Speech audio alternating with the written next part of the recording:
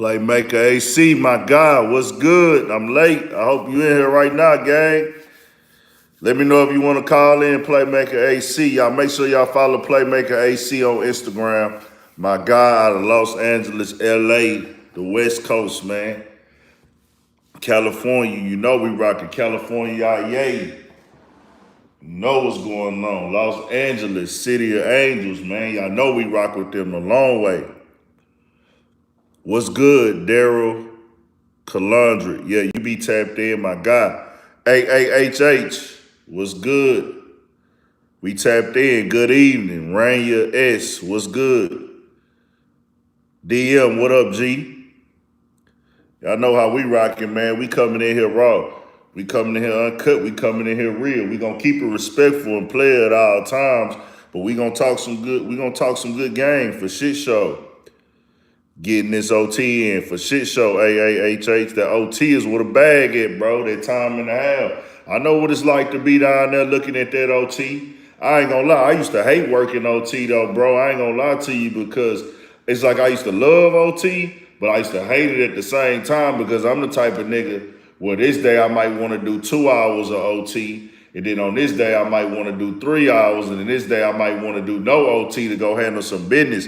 But you know, if you on OT, they like, nigga, you gotta be there, nigga. And by law in Texas, bro, you really only required to work 40 hours a week, but jobs will let you go for not working OT though.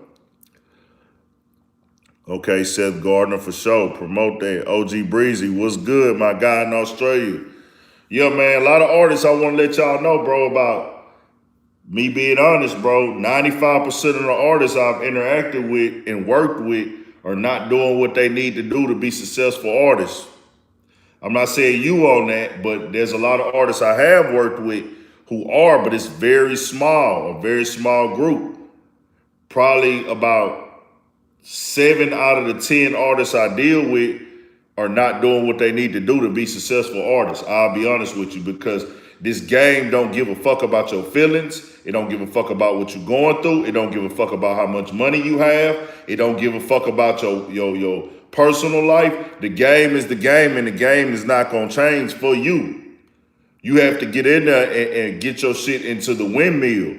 You gotta get your shit into the windmill of this game, which is basically like a spinning wheel. You gotta try to land your shot into that wheel of this game, and it's don't care how much money you got. Damn, he caught a concussion. That's crazy, Rockwell. I didn't know that. We gonna get into that tonight. Let some more people tap in, man. Got on here a little earlier tonight, man. I'm trying not to be up late. And I'm gonna start coming on here sober too, dog. You know what I'm saying? Take a couple hits before. Okay. Seth Gardner, that's what's up. You got YouTube videos? Seth Gardner, you got YouTube videos?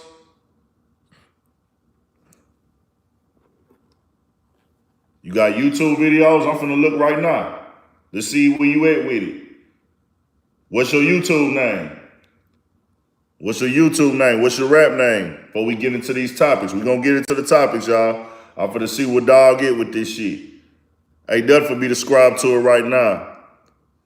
That Zaza SMG, that's your YouTube? Or that's your rap name? Nah, the Zaza ain't too strong. It's just, you know, I get high and I say things that, you know, I don't need to say on here, just being politically correct and being business-wise, man. Okay, SMG, I see you. Okay, you got some shit. Where you from, SMG? Where you from, SMG?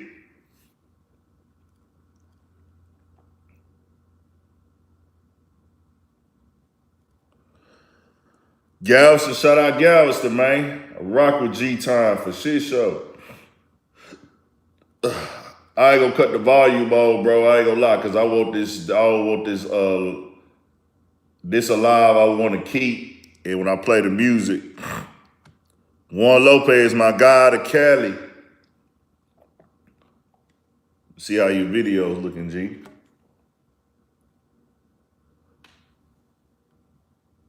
Oh, is this the right one?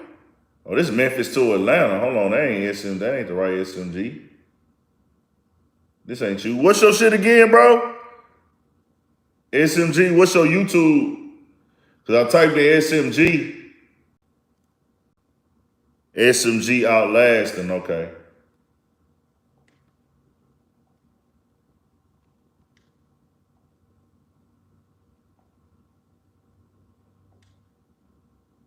Okay. Seth Gardner. Okay, bro, you don't have anything on YouTube, bro. You got 2 videos on your channel. Is that it? Seth Gardner? Yeah, that's not enough, Jack. You're not a real rapper. If this is all that's up on you on YouTube, you're not a real rapper. I'm just being honest with you.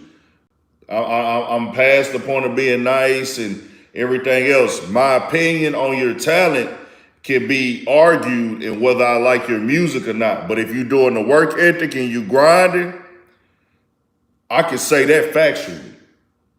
You know what I'm saying? That's a fact. My opinion on your music and do I like it or not, that can be, you can throw that to 1,000 people and everybody might have a different opinion. But I'm typing in you on YouTube and I only see 2 videos. You're not a rapper for real. In 2020 standards. In 2020 standards, you're not a rapper. You gotta have a bunch of videos, bro. Okay, triple beans. Okay, it's triple beans. I couldn't. Okay, triple beans. I tried to find that story. The homie, if y'all was in here tonight, the homie, yeah, Seth Garner, man, run it up, bro. Go get it. Ain't nobody gonna give you nothing in this game. Get out here, sacrifice, save you some money, invest in some music videos. That's how you get taken serious as a rapper in 2020. That's what separates you from the other rappers. The game has changed. I've been doing this 2.5 years, and the game has changed from that 2.5. But Triple Beans, man, I heard he was gunned down in Brooklyn, New York. And is it Brooklyn? Was he gunned down in Brooklyn?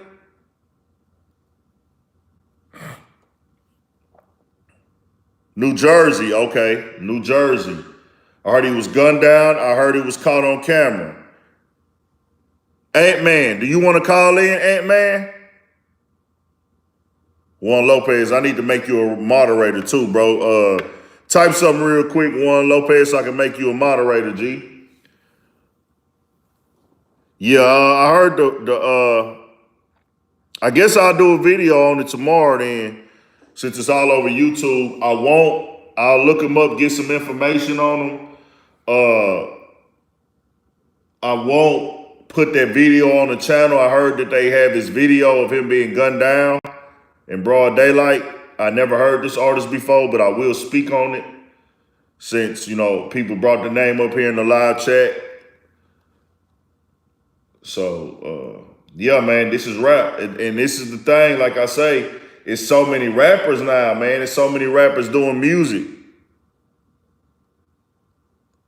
Troy the Gamer, HD, what's good, G? It's so many rappers doing music now, man. It's like so many rappers who are still like in the streets. Yeah, I don't want to see it. So let me see. I won't promote this video.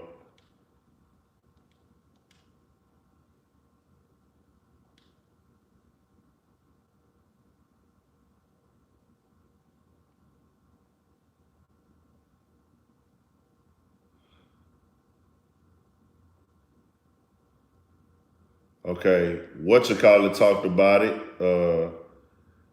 Hassan Campbell.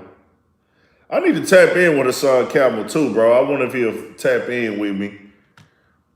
I'm gonna reach out to Hassan Campbell, see if I get him to call in one day.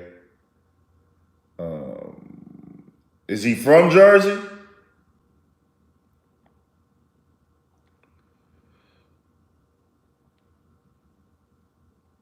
It's a small version of it I'm seeing now. Damn, boy, it's crazy how this shit going.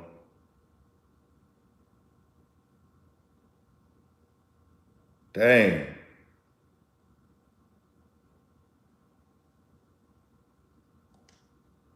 Walk down, man.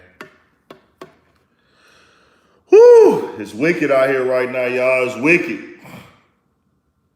It's very wicked, bro. They deleting it. People are putting it up. It's crazy that people are able to start their YouTube channels off of these type of situations, man. You got a lot of people who don't really do YouTube or really care to do YouTube, and they'll kick their career out. Some stick with it.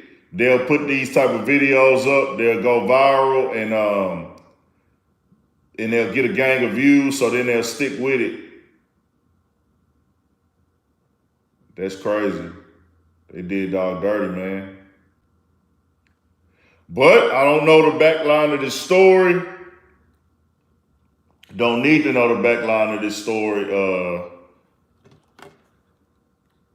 Damn.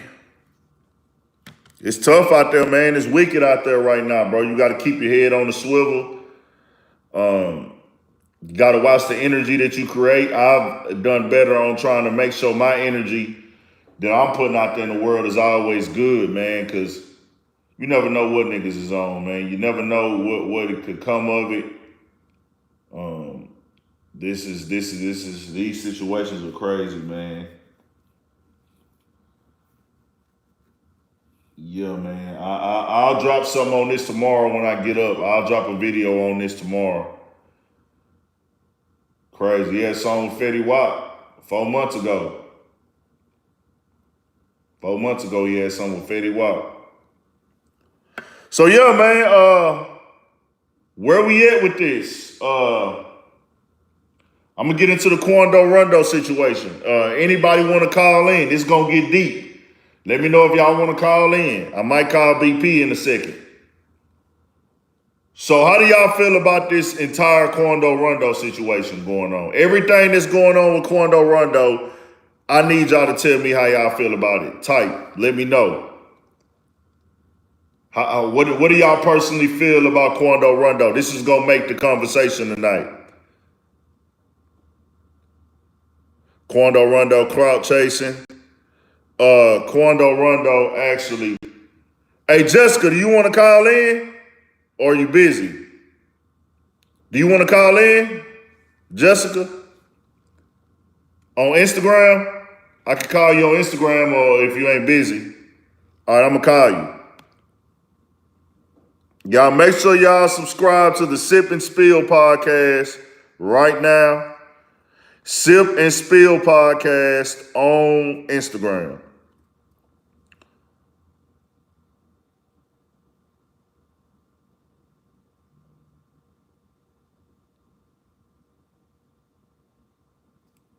Hold on just a second.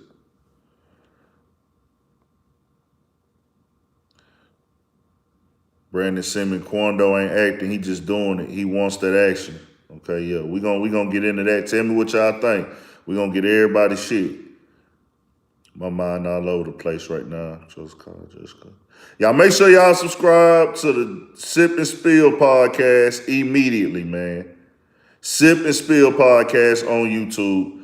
Make sure y'all subscribe there.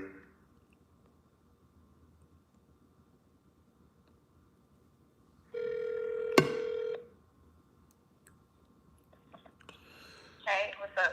What's good? What's good? They can hear you on here. I normally call people on Instagram, but you know, since we work together, I got your number. Y'all make sure y'all subscribe. I got Jessica Michelle. Jessica, that's 3 S's and 2 E's. There you go. 3 S's and 2 E's. On Instagram, Jessica Michelle. Y'all tap in, y'all follow her. And the Sip and Spill podcast is the YouTube channel. So, basically, the Quando Rondo situation, I dropped a video on Instagram earlier today addressing it. We know what happened with King Von. That's on the internet. That's a street situation that made it to the internet through surveillance video. Right. Once a fight breaks out and you got 2 gang members or 2 cliques that's from the streets, that's street shit.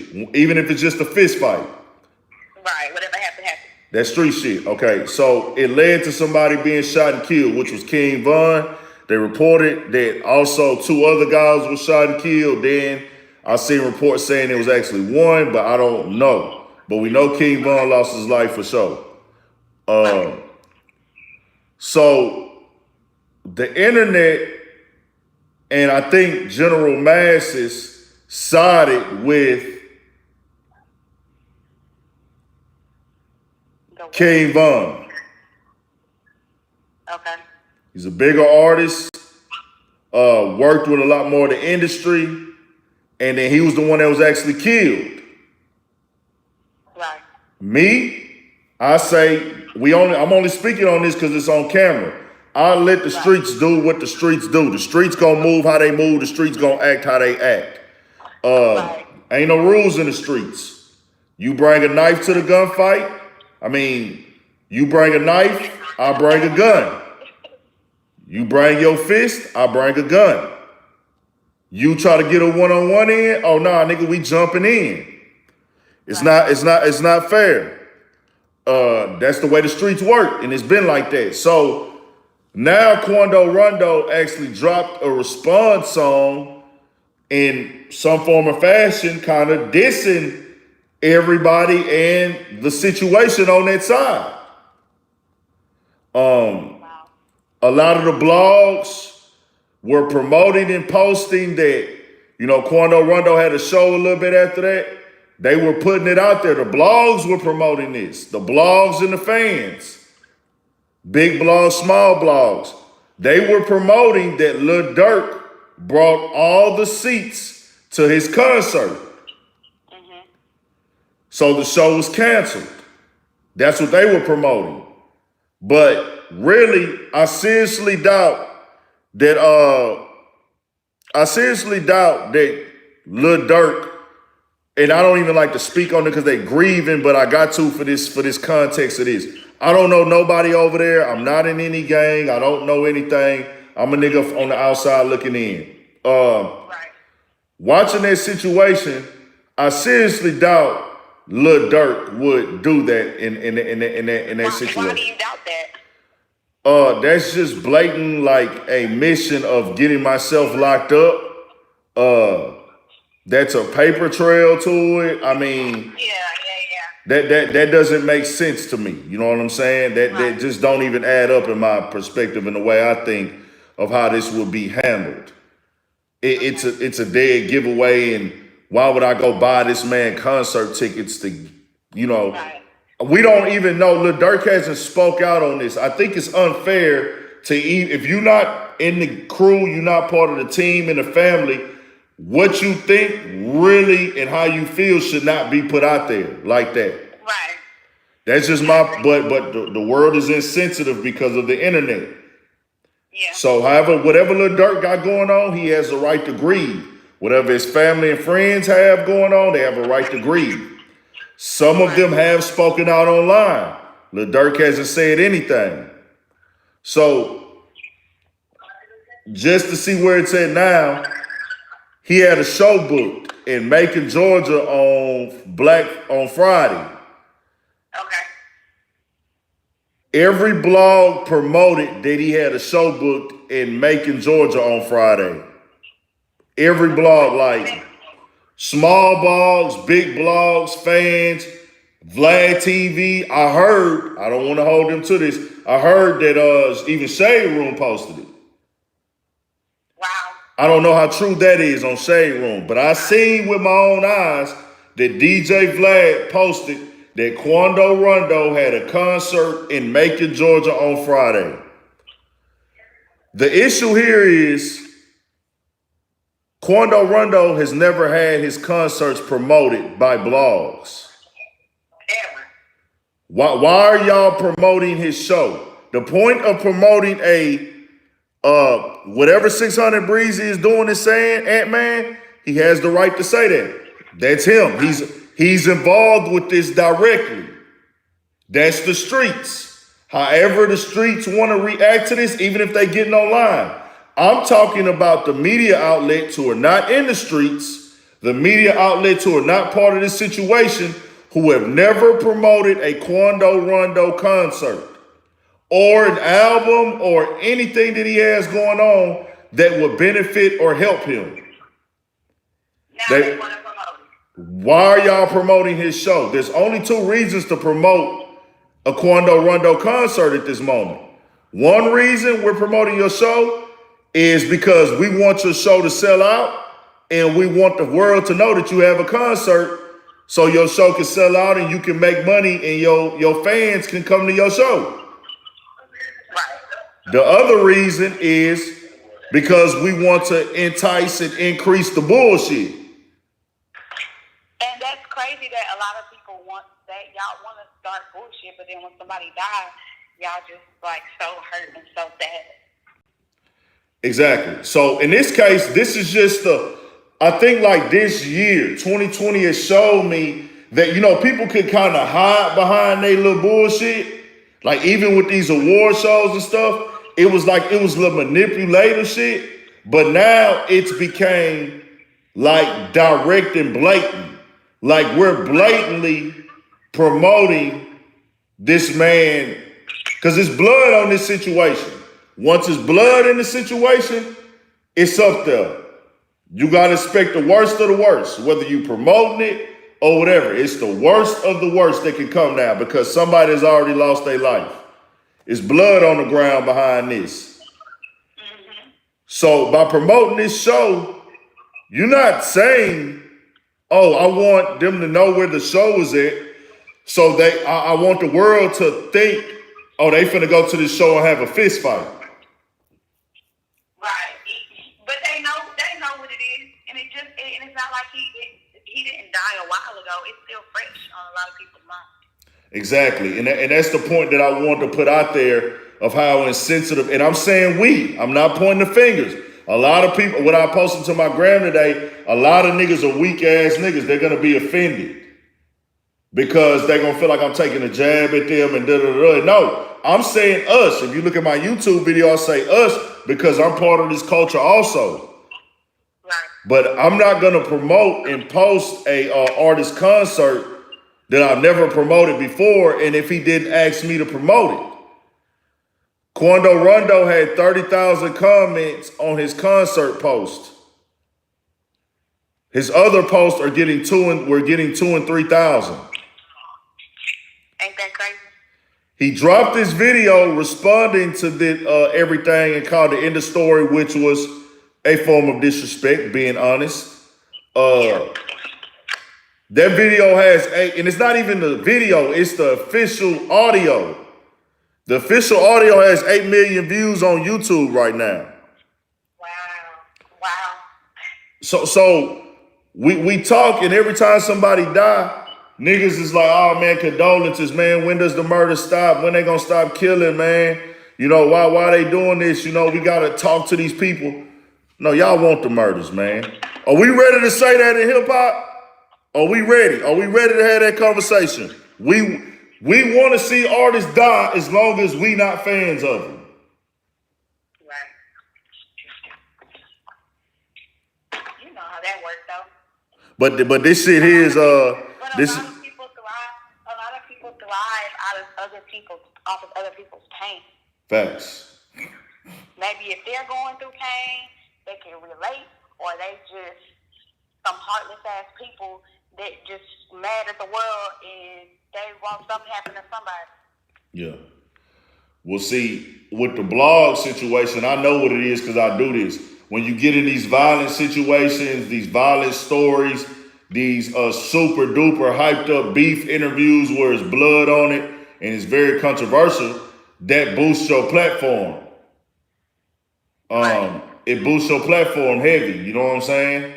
But where do the morals and the values come in? Because you don't want nobody posting you on the blog. The dude who got you almost killed or however the situation had went. Yeah. You wouldn't want that to happen to you.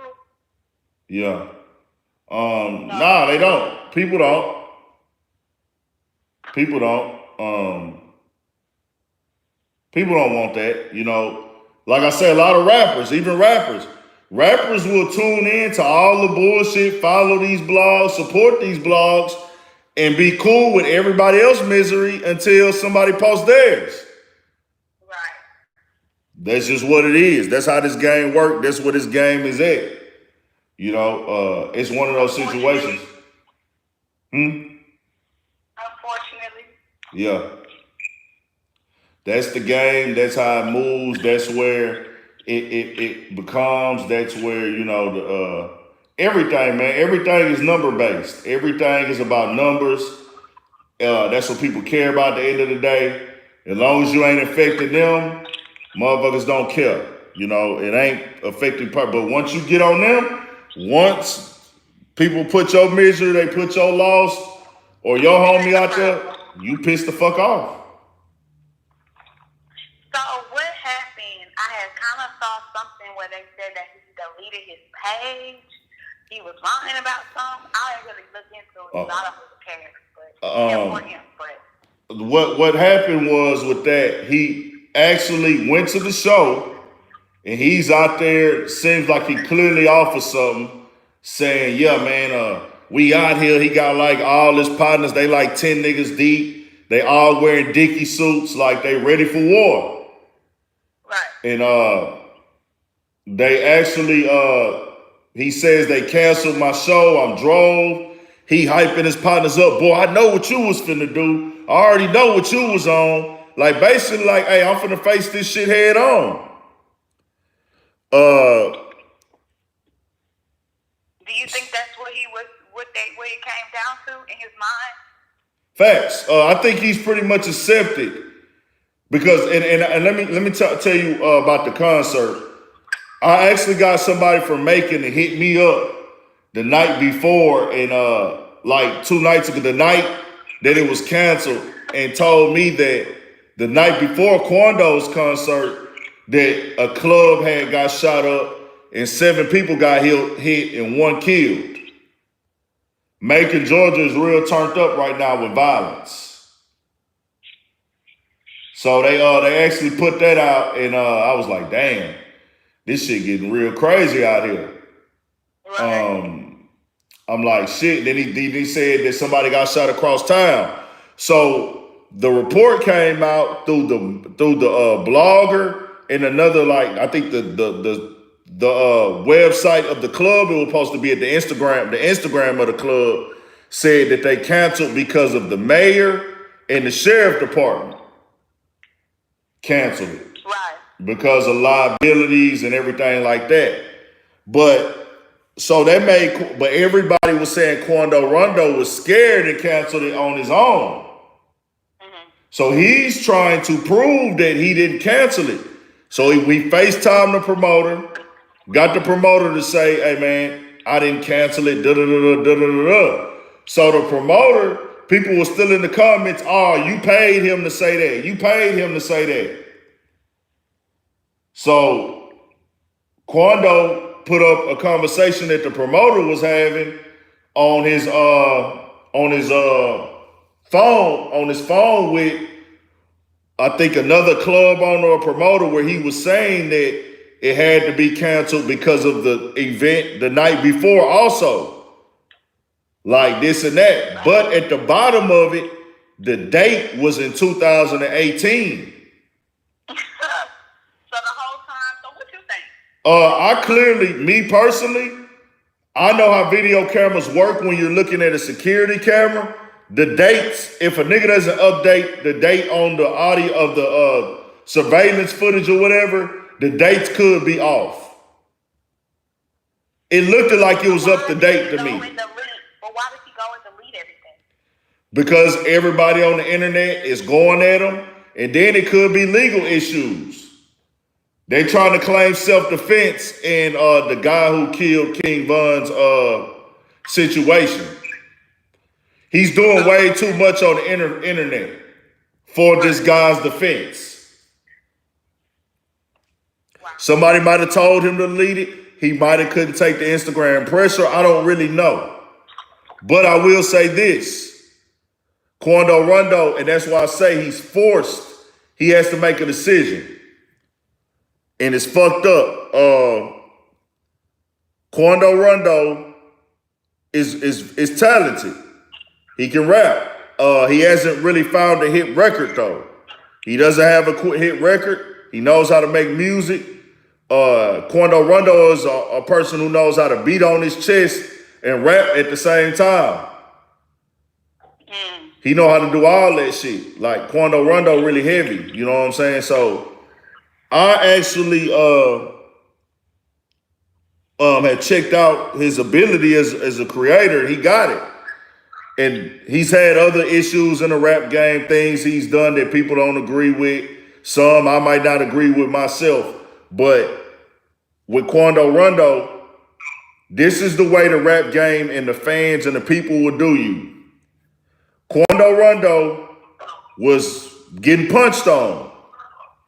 He wasn't winning that fight. We all know that. Right. Can happen to anybody in the streets. Right. His homies on camera coming around doing what he did.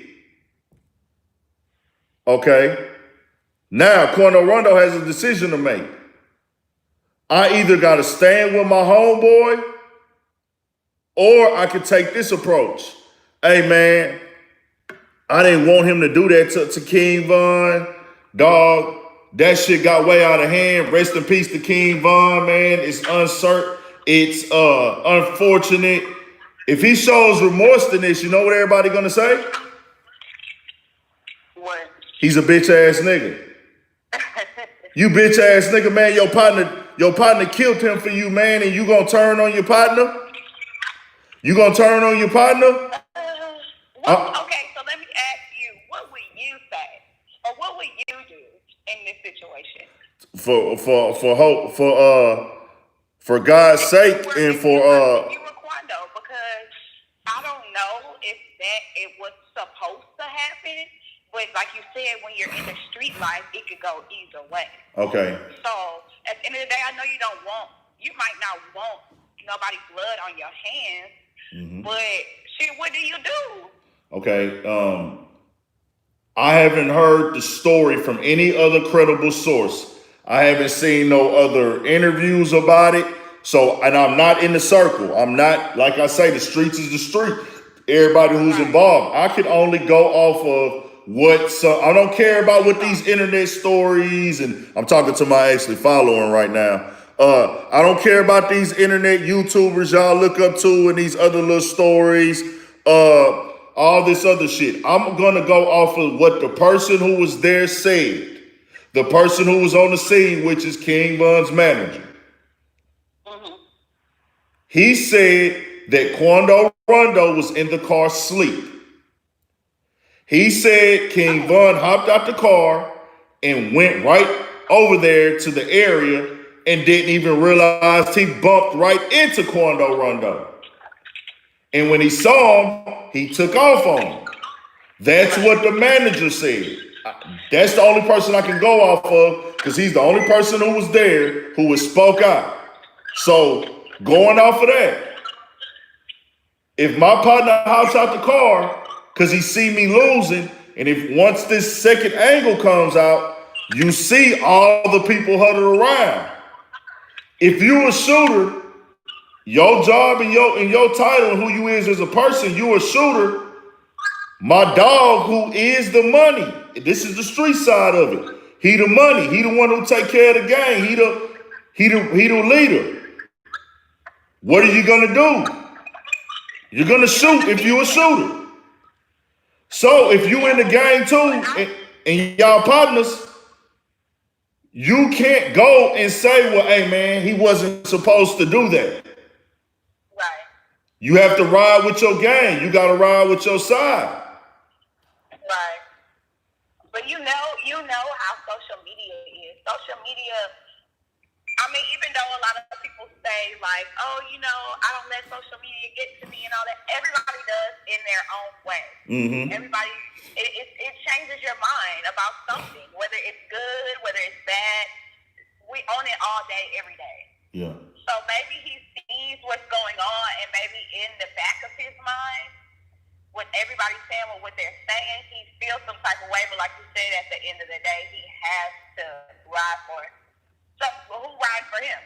Exactly. A man, you were losing a fight, and this man killed somebody for you. And if you turn your back on him, the rap game is going to turn their back on you regardless.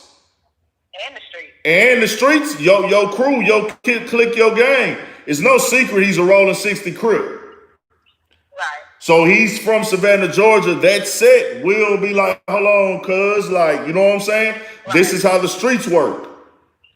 I'm not in the streets. I want to make that clear. And I want to say again, condolences to King Von. This is an unfortunate situation. I said this earlier today. The streets go from good to bad at the blink of an eye, drop of a dime, snap of a finger. So I have to put that out there, that now, do I feel like he's pressing the line even harder? Yeah, he's going full throttle with it. You know why? Because he's never received this much attention in his rap career. Right. And then it's not no good energy. See, Guard Shepherd, what you're not understanding, what I want to ask you, Guard Shepherd, what should Quando Rondo do in this situation?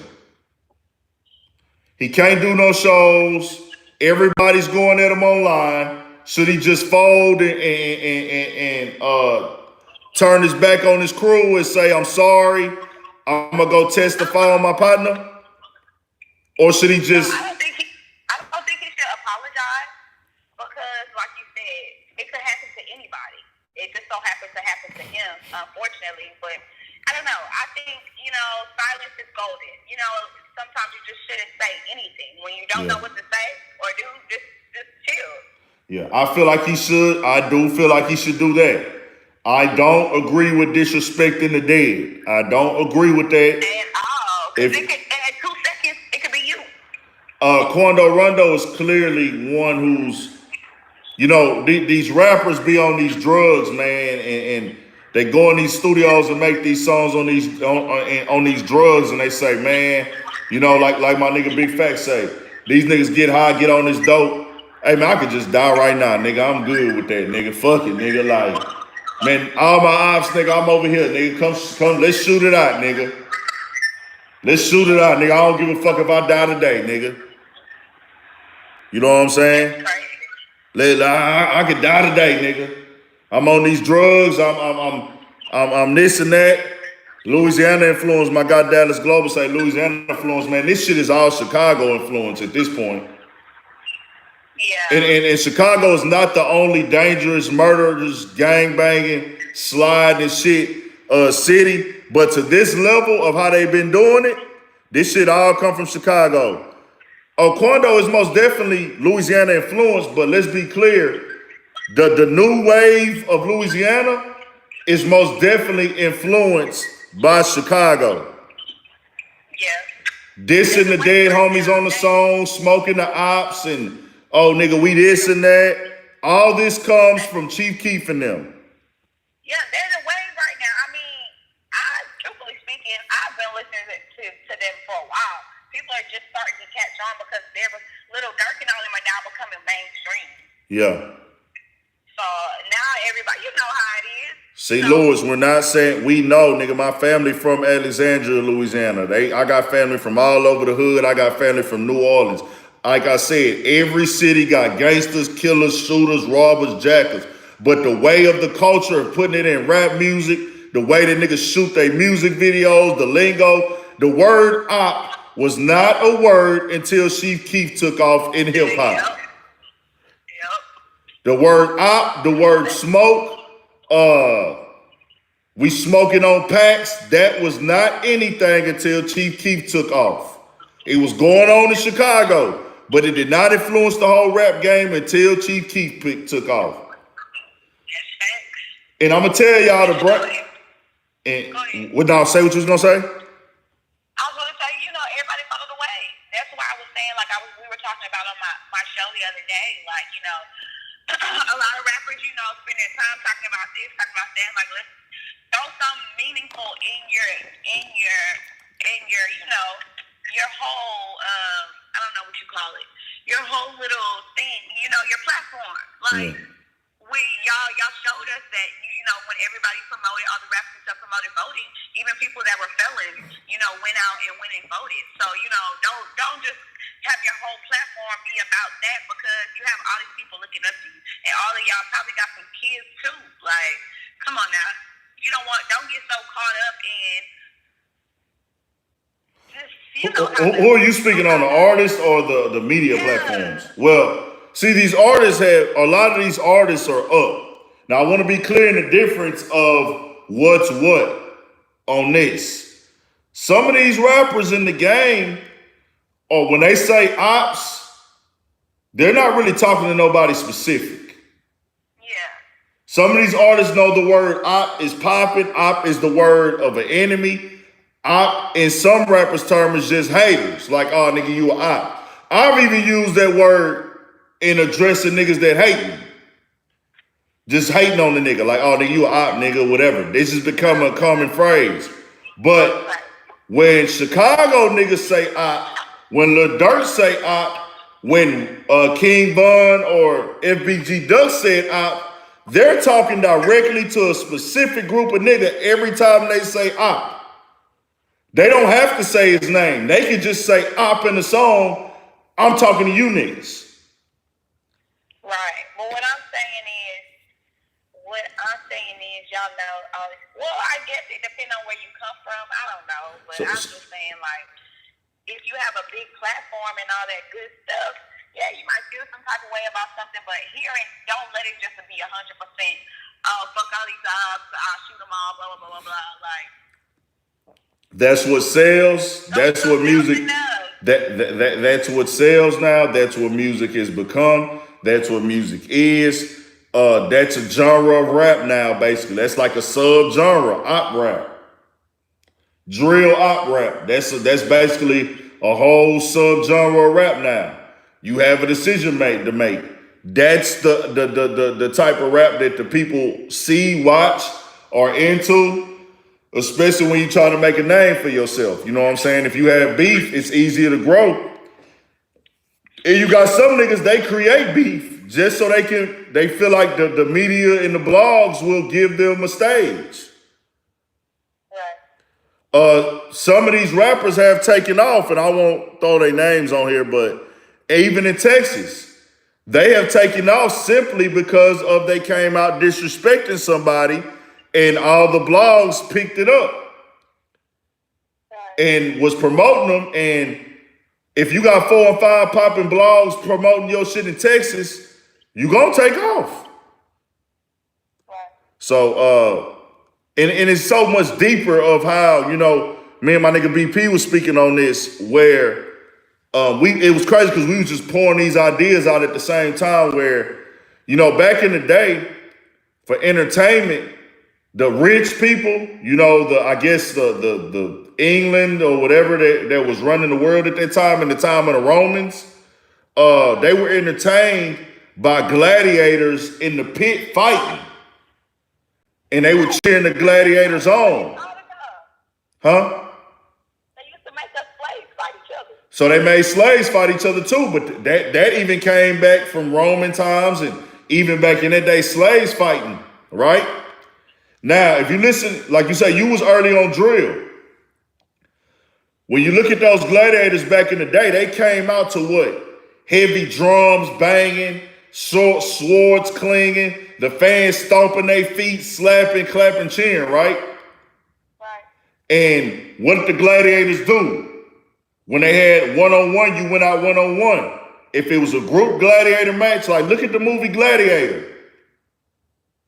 When it was a group of gladiators versus the dudes that had the better equipment, the better swords and everything. It's the same shit in Chicago in 2011. You got 15 and 16-year-old babies with their shirts off, listening to music with gunshots in it. Listen to the old original drill sound. It sounds like machine gun shooting, right? Mm-hmm. They're bouncing up and down on their videos. That's the drill dance. We bouncing up and down, huddled up. What are we doing? You know what song I think about? I think about that Chief Keef song, Don't Like. Don't Like. Yeah, exactly. Look at those songs. What go to 300. Let's say 300.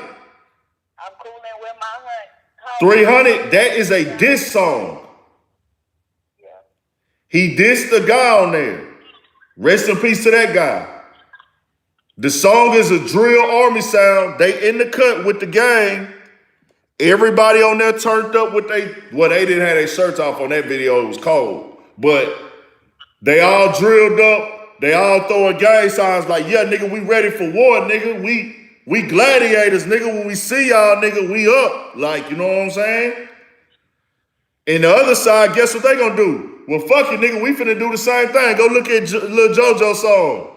Hey, nigga, I got my guns. We bouncing up and down too, nigga. Y'all shoot at us, nigga. Fuck it. We going right back at y'all, nigga.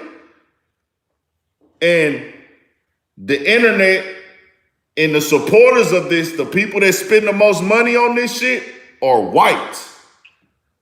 Yep. Ain't that crazy? So it's deeper than rap. It's always deeper than rap is what I'm putting out there. You know what I'm saying? Ant-Man, I don't know that whole story right there, so I ain't gonna speak on that. I saw he posted that. I don't know what's up with it. So somebody, huh? I don't want to cut you off, but I'm finna walk in the strip club. Oh yeah, do your thing. Appreciate you tapping in, man. Y'all follow Jessica. I just want to tell everybody that this is one of the livest YouTube channels that they tune into right now. Like Thanks. all the real shit, all the raw shit, everything you want to hear, everything you're trying to get is gonna be on this YouTube channel. Period. For shit, so I appreciate you tapping in, man. We rocking. Y'all make sure. I feel like. For shit, so Sip and Spill podcast, y'all. Y'all make sure y'all tap in. Jessica Michelle, Sip and Spill podcast. Y'all make sure y'all tap into her shit, man. That's the homie Jessica Michelle. Mark Mankey, yeah, we tapped in. Mr. EOM, real shit. And you were Quando's manager. What is he supposed to do? I don't know. I would tell him. I would say this. I would fall back off the internet. You can't win here. You see, he's done everything that a nigga is on the street side. Which understand, bro. The streets are never for you to win. Being in the streets. A part of the streets is prison. The streets is not, and I think that people don't realize that. A big part of the streets is prison and death. That's the game. And that's why I said, like, he's been backed in the corner. He's grown, he signed up for this. He has to accept the responsibility, but he's backed up in the corner. If he doesn't stand up, his career is over.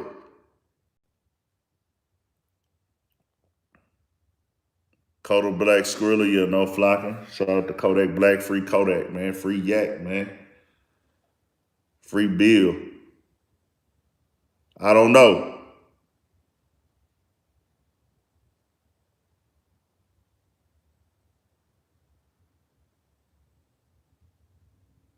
Like I said, I don't have an issue with any blogs, though. I want to make that very clear. Hey, Terry, you still in here, my boy? My guy, Dallas Global TV, happy birthday to him. His birthday just passed. I don't know if he's still in here.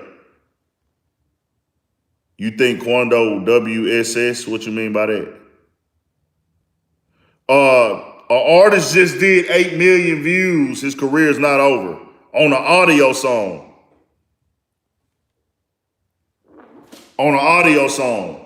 8 million views. His career is not over.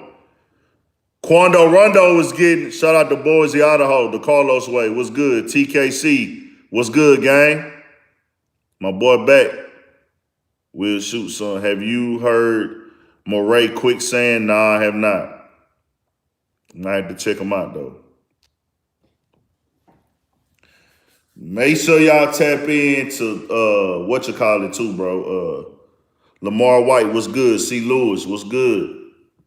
Just call me. I need to talk to you, bro. I got the whole scoop. Joshua Lindsay, where you from, gang? What's your Instagram, dog? You got Instagram? If you got Instagram, I can call you on that through the DM. Chill out, Jack Wilson. You're not making any sense. This isn't one of those, Jack Wilson, this isn't one of those type of chats. I'm going to go ahead and get you out of here. We don't do that over here. We don't do the disrespecting. We don't do the clout chasing. Condolences to him, man. Condolences, my guy. We'll get you out of here real quick, dog. We don't do the disrespecting of the dead. The streets is the streets. If the streets do that, they do that. We don't make fun of brothers getting robbed. We don't make fun of brothers losing their life. We don't make fun of brothers getting jumped. Not in this chat. There's plenty of those you can do that in. And then you gotta understand this is still a smaller chat, so we able to keep up with those type of content, those type of comments. Any new Texas artists we should know about? If you don't know, it's so many. What do you mean by new? Right now in Texas, I'll name a few. Of course, you got the whole TSF, Sauce Walker, Peso Peso, long list of TSF artists. You got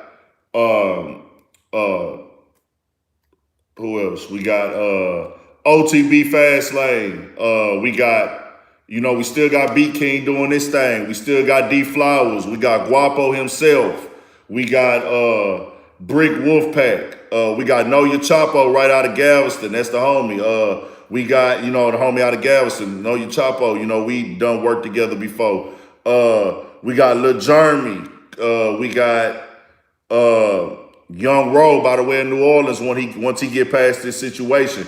We got my guys out of my neighborhood, BLK and Fast Money Cartel, Pee Wee BLK, Heem Hussein, King Chemo, S5 Yola, the whole gang, the whole crew, too many to name. OJ Bandman.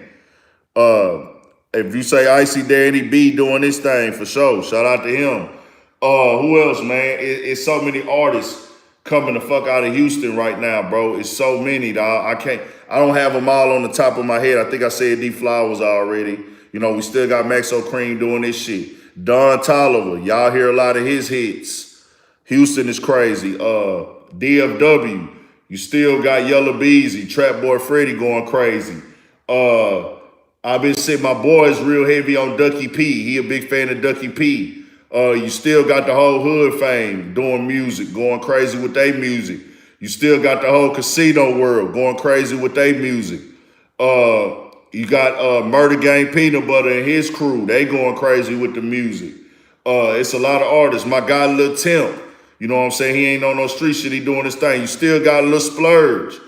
The Texas is lit as fuck right now, dog. You got I don't know about Kirko. Yeah, Get Money Lil Ronnie, of course. That nigga cold as fuck. Quinn NFN out of Austin, man.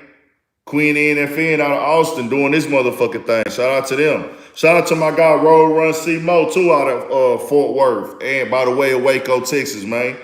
Nigga, it's artists all over Texas. Nigga, you gonna get you can put your teeth on some good shit in Texas when it comes to this music, man. When it comes to this music. San Antonio for shit show. We rocking. What's got the guy named Homie? The guy to San Antonio. We rocking, man, all over Texas, bro. Bro, I forgot the Southside Hoodlum. That's him, Southside Hoodlum. Yeah, Sauce got water out. I got to do a video on that, man. It's big. I got to drop that video on Sauce having that water. SMG outlasting. Okay, bro. We got you. Yes, a lot of beats. There's a lot of beats everywhere, man. Yeah, I said hood fame. Go Yayo for sure. All these guys are dropping music.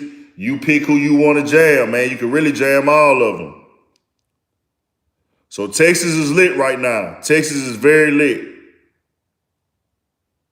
Texas is very lit. You not Rod Wave? What you mean I'm not Rod Wave? What you mean by that, bro? We on Rod Wave. I jam Rod Wave. Dog say rumor has it Nate Robinson still asleep. Okay, we'll get into that, dog. I think we talked enough about that Quando Rondo situation. Did everybody get my point on? Yeah, Baby Youngin. Shout out Baby Youngin for shit show. For shit show, shout out Baby Youngin, man. That nigga going crazy.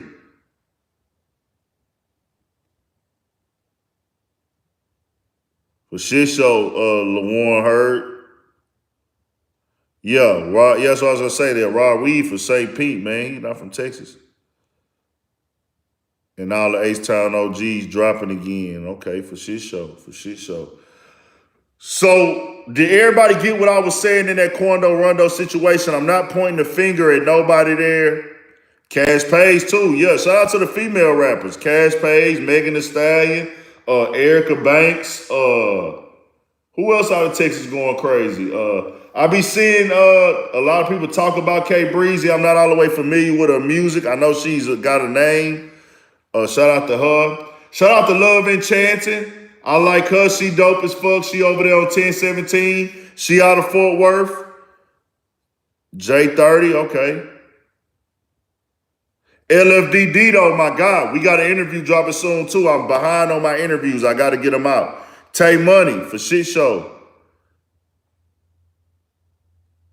Meg, homegirl, go hard. I ain't gonna lie. It was entertaining, but her flow, she gotta step that flow up. I don't think she's really gonna rap for real though. So, okay, y'all got what I was saying about I'm not picking a side. Don't say that I'm picking a side in that Quando Rondo situation.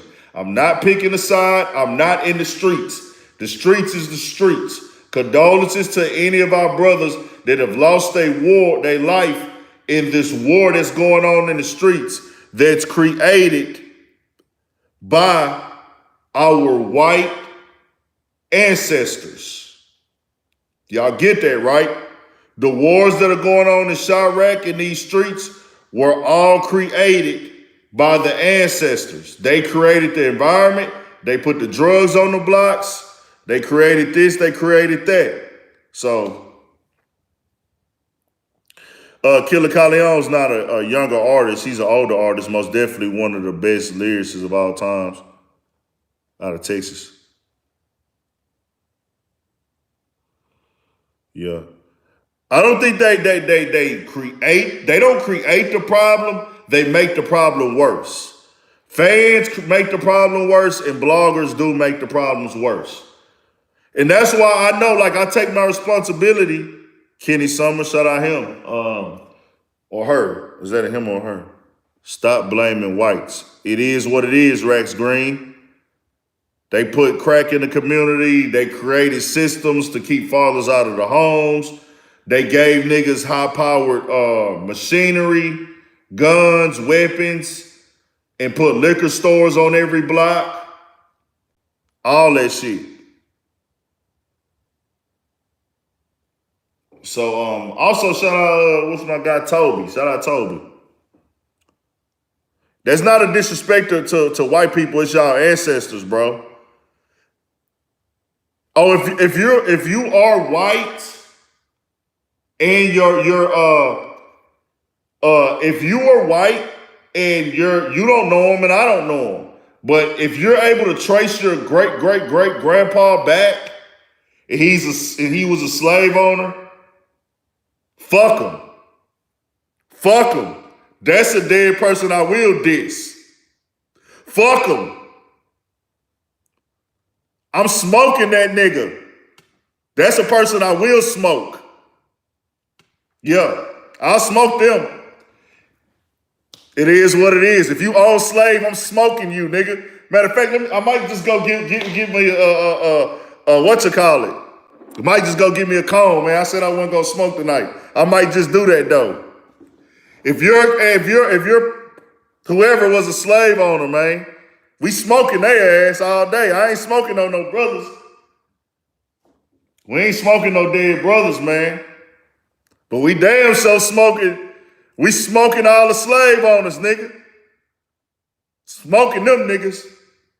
I never say I'm smoking a dead black man, but I'm damn so smoking them dead ass slave owners. Fuck them all, nigga. Well, let me say this. You can call me back on my cell phone.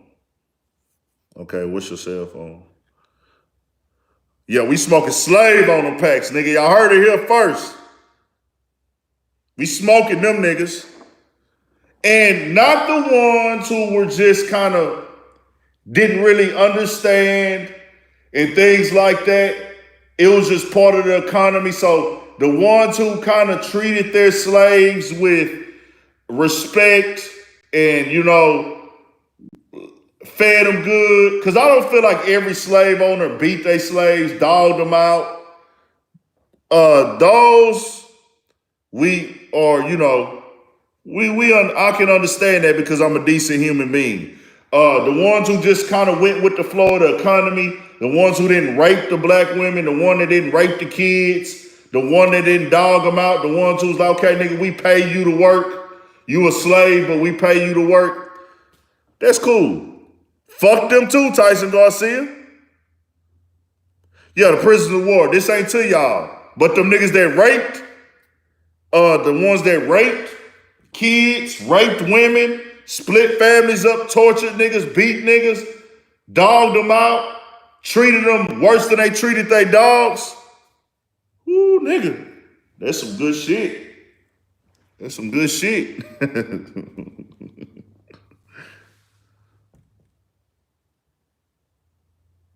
Am I wrong for saying that? Yeah, I would say that TKC. Yeah, we most definitely smoking Willie Lynch. Smoking that Willie Lynch pack. God damn, nigga.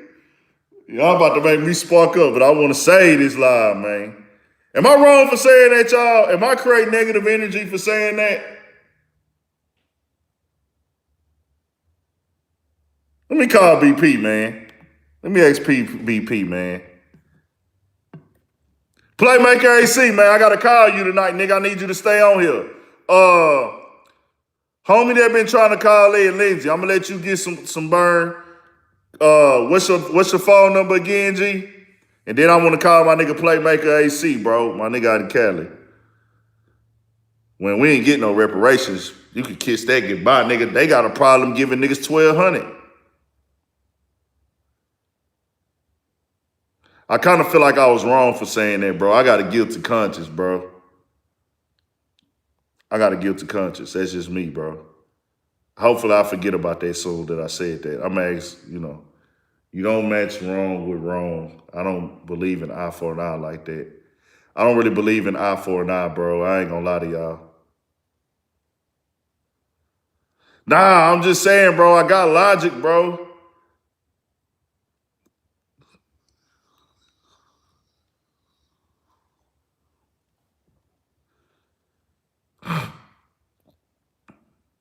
Yeah, you're right. I need to fire something up, dog. Fuck it.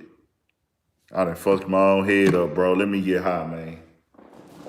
Hold on, y'all. Let me get some weed, man.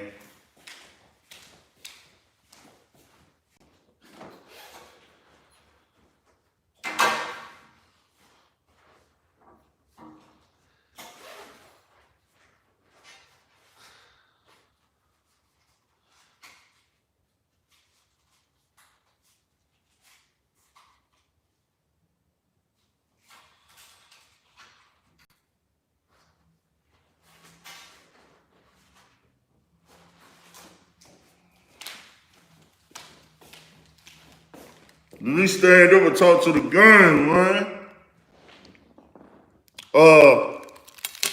Take me a little snack real quick. Homie who wanted to call in, Lindsay, bro, you got your number? You got your number ready?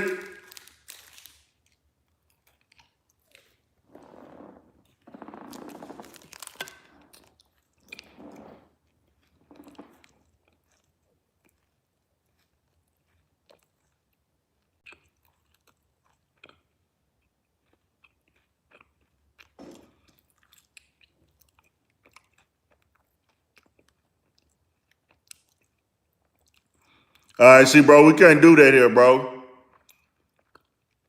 We can't do that, Lindsay. You can rep your gang, bro, and I had no problem with no gang members, man, but I don't want to get no banging started in this hoe. Los, what's good, my guy? Playmaker AC, I'm finna hit you, bro.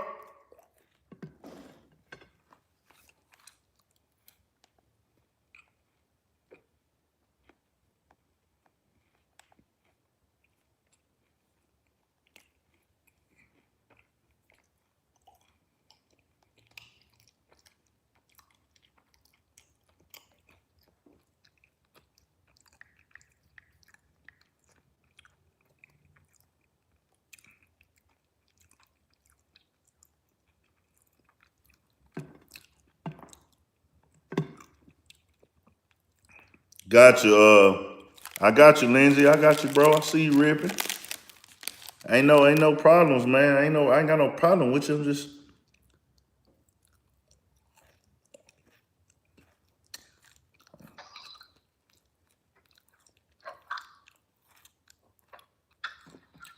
AC, my guy. What's the deal? Keep it real. LA, man. LA in the building, dog. Hey, bro. Was I wrong for saying we smoking on slave owners, bro? Hell no. Was they wrong? They thinking they was wrong? Hell nah, man. Fuck them niggas. You're right. I just feel like, man, everything, I've been so blessed, bro. I don't want to put nothing out there that can fuck up my good energy. I've been blessed, man. I've been blessed, bro. I've been blessed on, I said, I know why you said that. You be trying to be responsible with your platform. Yeah, man. I just feel like I went a little too far, man. Sometimes I go overboard, dog, but I've been really, really blessed, man. I got money in the bank, you feel me? Bills paid, everything straight, car straight. I feel like I can't go nowhere but up, dog. But I feel like the energy of the universe know my heart. You feel me? Yeah. So now what's going down in your neck of the woods, man? Man, same old shit, man. I'm actually glad you hit me tonight because I wanted to ask you like how you feel about like the energy and like what's going on with Texas and the rap game and all that, how like the energy is shifting. I know like we've been talking about like how the influence of Chicago and all that stuff is around, but I feel like right now, like probably the most like violent or like the negative energies probably like out of Texas right now. Man, you know what's crazy, bro? In Texas, this shit has always been going on. Like, rappers is always beefing it. Rappers be having beef with like niggas that don't rap. You know what I'm saying? And it be shootings, it be fights, it be all that. But I just think that the Mo 3 situation made everybody look into Texas. You see what I'm saying? The timing of that Mo 3 situation, huh? I was gonna say, not to cut you off. Not only that, I feel like that did make people look into it, but like as far as like me being from California, like I've been kind of like looking into it a little bit before that, just because like I really didn't realize like how much the gangs and shit like is like big out there, like the influence that they got. Like our gangs is out there. Oh yeah, like, facts. Hey, they dying over that shit too, nigga. Yeah, like, I didn't know it was really like all like that serious out there like that. Yeah, we got I don't know if you seen that vlog. On vlog 1, I rolled down 2 blocks in my neighborhood that's full of apartments. One of the blocks is all Crips, and the other one is, huh? Where you was at in Greenpoint on your? Yeah, that's my neighborhood. Yeah, in Greenspoint. Yeah, in Greenspoint. Yeah. On part 1, when I go to the apartments, and it's a long block of apartments, that whole block there is all Crips. All of the Crips run that block. And then the other block that's like right over from it, in front of it, that would be south of it. South of that block, to the right, is a whole apartment block that the Bloods run. And when I say run, that's where they at. You see what I'm saying? They still got like, yeah. Yeah, you know what I'm saying. I mean, that's where they at. Like as far as most of them are located, and they got certain Crips that be on both, certain Bloods that be on both. But you know how I go.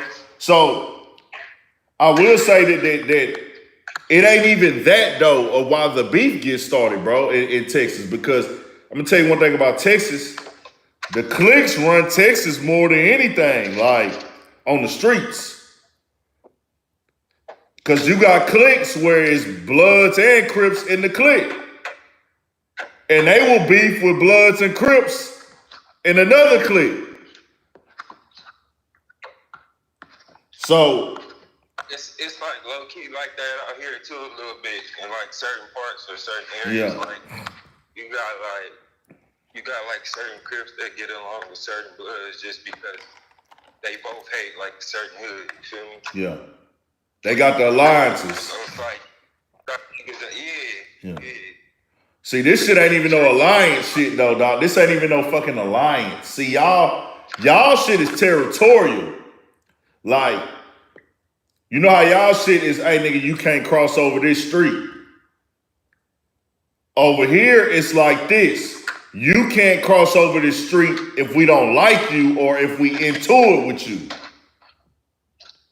It ain't even about, oh, you can't come over here because you a Crip. It's like, you can't come over here because, nigga, we have a personal issue with you directly. Or some shit like that. But it's just different out here, dog. But at the end of the day, like I say, we know it all come from the land where y'all from. You know what I'm saying? Right. But that ain't even what the rap beef is about. The cliques and the crews, man. Like shit crazy. Like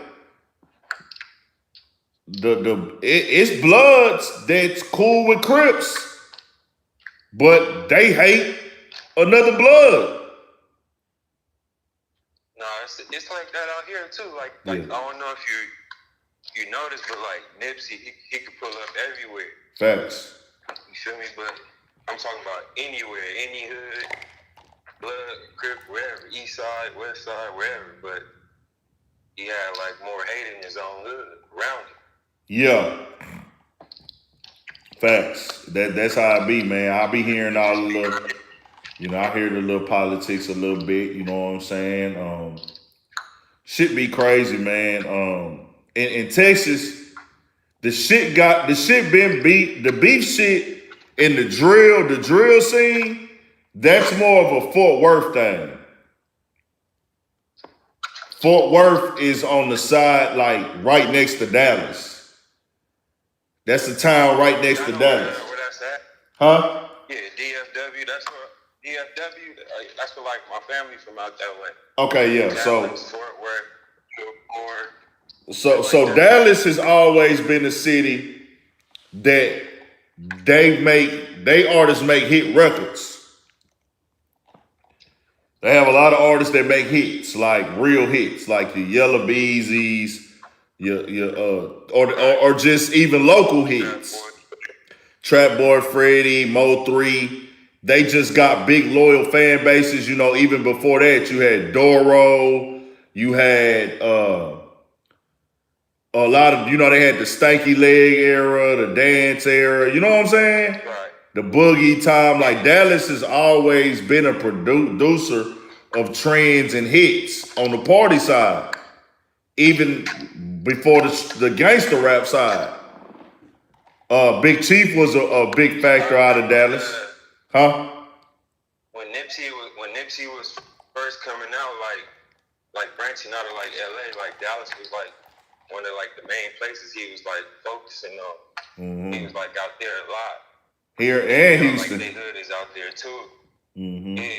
Yeah. And they hood is out there, so it's like that shit kind of made it. That gave him like a little branch to like get out there and move around a little bit. Facts. So with all that going on, the way that shit goes and works and moves, it's crazy because now the Fort Worth, they came out on that. They rap scene. They didn't have a rap scene at first. Go Yayo and Spud was like the for this era. I didn't know about Twisted Black in Fort Worth as a Fort Worth rapper. The first Fort Worth rapper I ever heard of was Go Yayo and Spud. And I came across them through, huh? I said that's the first one I heard of from out there. I didn't really know no Fort Worth rappers like that. Yeah, I never heard no Fort Worth rapper until Say Cheese came out. And that's when I got hip to like who Go Yayo was and everything like that. And then Go Yayo came in this bitch like rapping. Nigga was talented as fuck and can rap his ass off, but the nigga was beefing. You know what I'm saying? The nigga was beefing. Yeah, I never heard of Twisted Black. I'm not gonna fake it. I never heard of Twisted Black. So with Yayo coming with that, how he came out, I think that kind of set the tone. And he said it himself, that kind of came out and set the tone in Fort Worth. And then, you know, all these artists were kind of linked up in Fort Worth and then they all fell out. But now in 2020, niggas looking at it like, nigga, I got a diss to get on. There's been several. Get so much clout and so much momentum off of that, and then they feel like I'ma just ride that wave on out. Like if they come out and they diss somebody, any rapper that's coming out, if he come out, he could be rapping for however long, we'll never hear about him really. Yeah. But as soon as he diss somebody that we know, he on.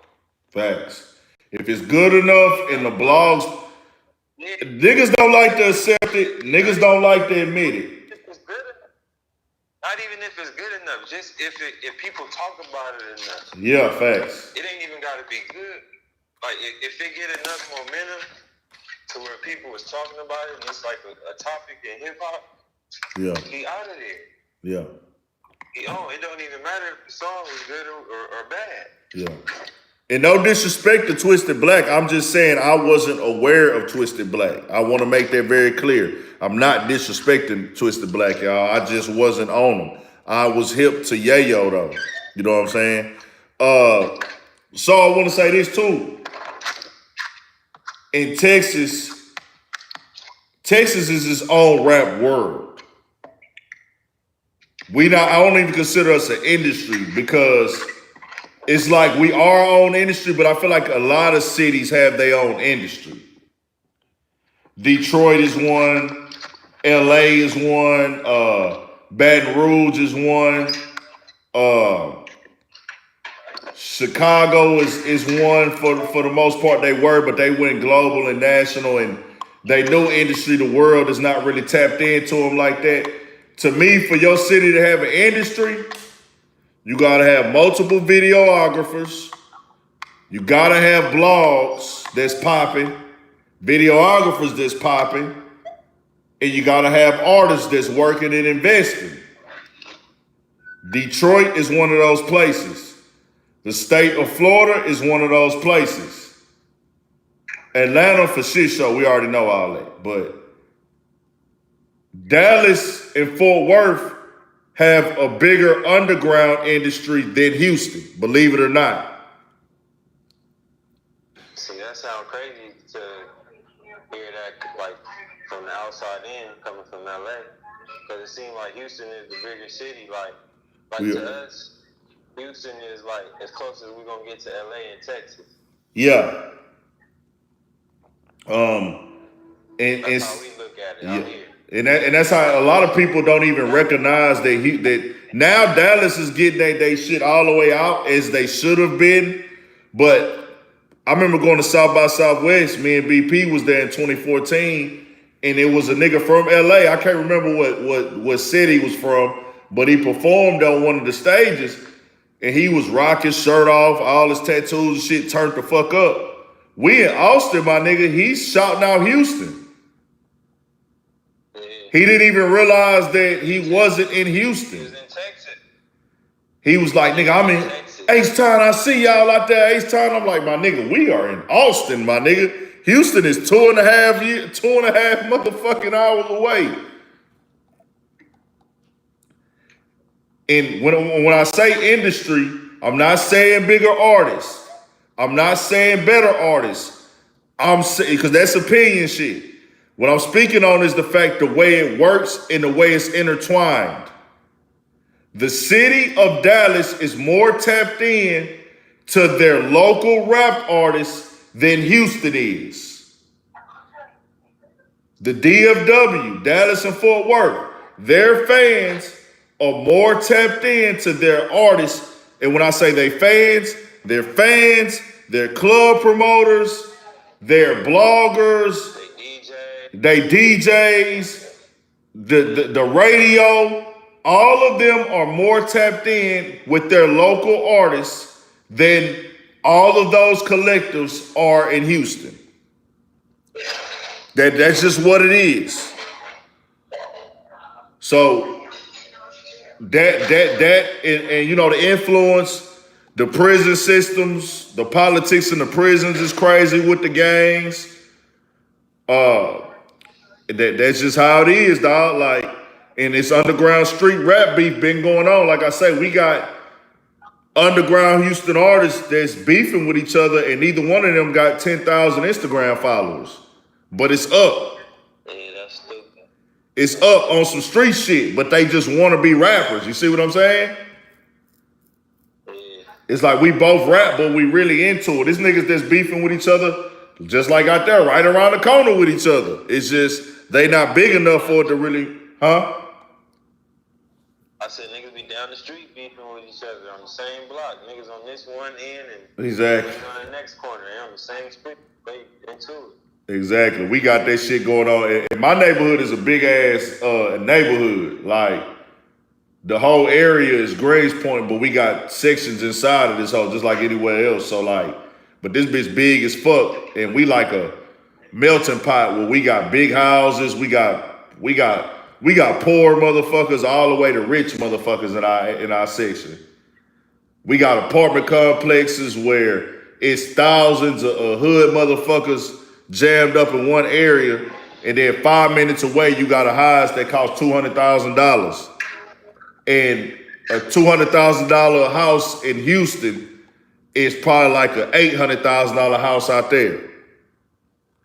Yeah, no bullshit. My mom live in Texas, though. Her house out there. Yeah.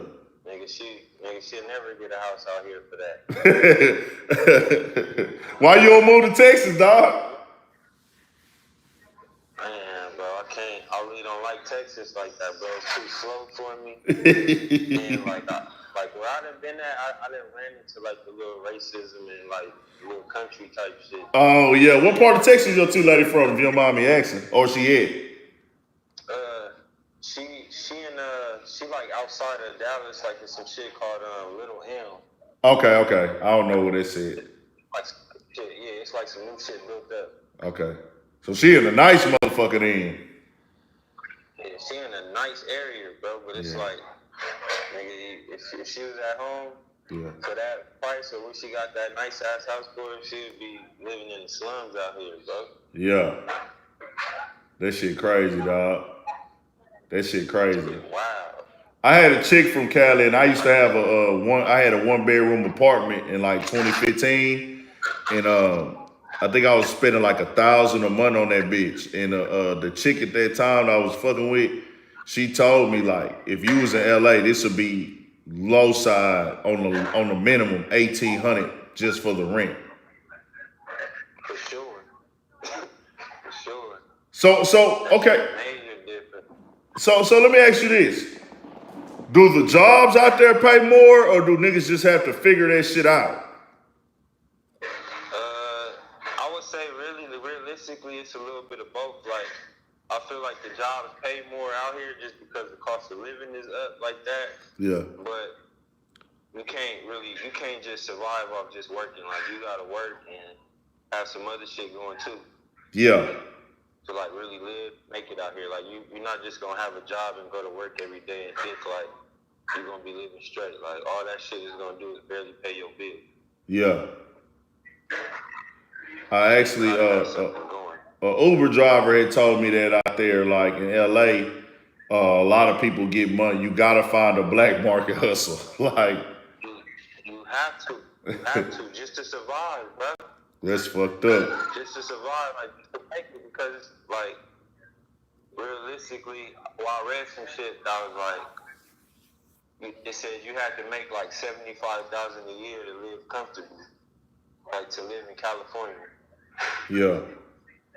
So everybody not making that, bro, at their job. You know what I'm saying? Hell nah, 75,000.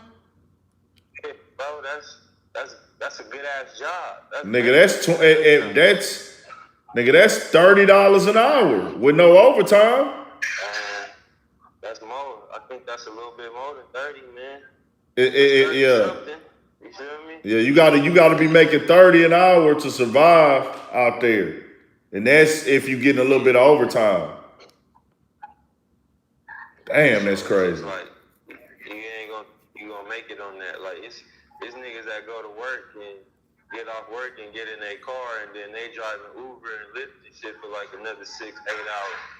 Just to, you feel me? So how do niggas have fun? When do niggas find time to have fun out there?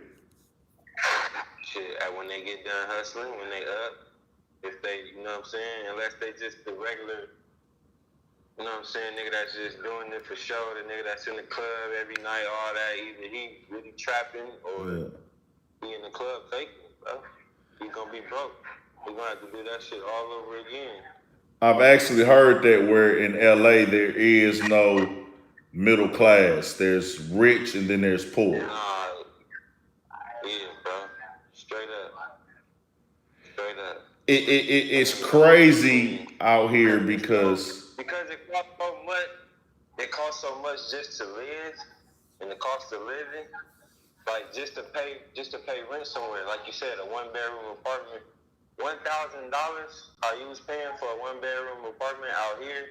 How she told you that was $1,800 at that time? Yeah. Like if you was paying $1,000, like right now, 1-bedroom apartment, no bullshit, is like $1,700, bro.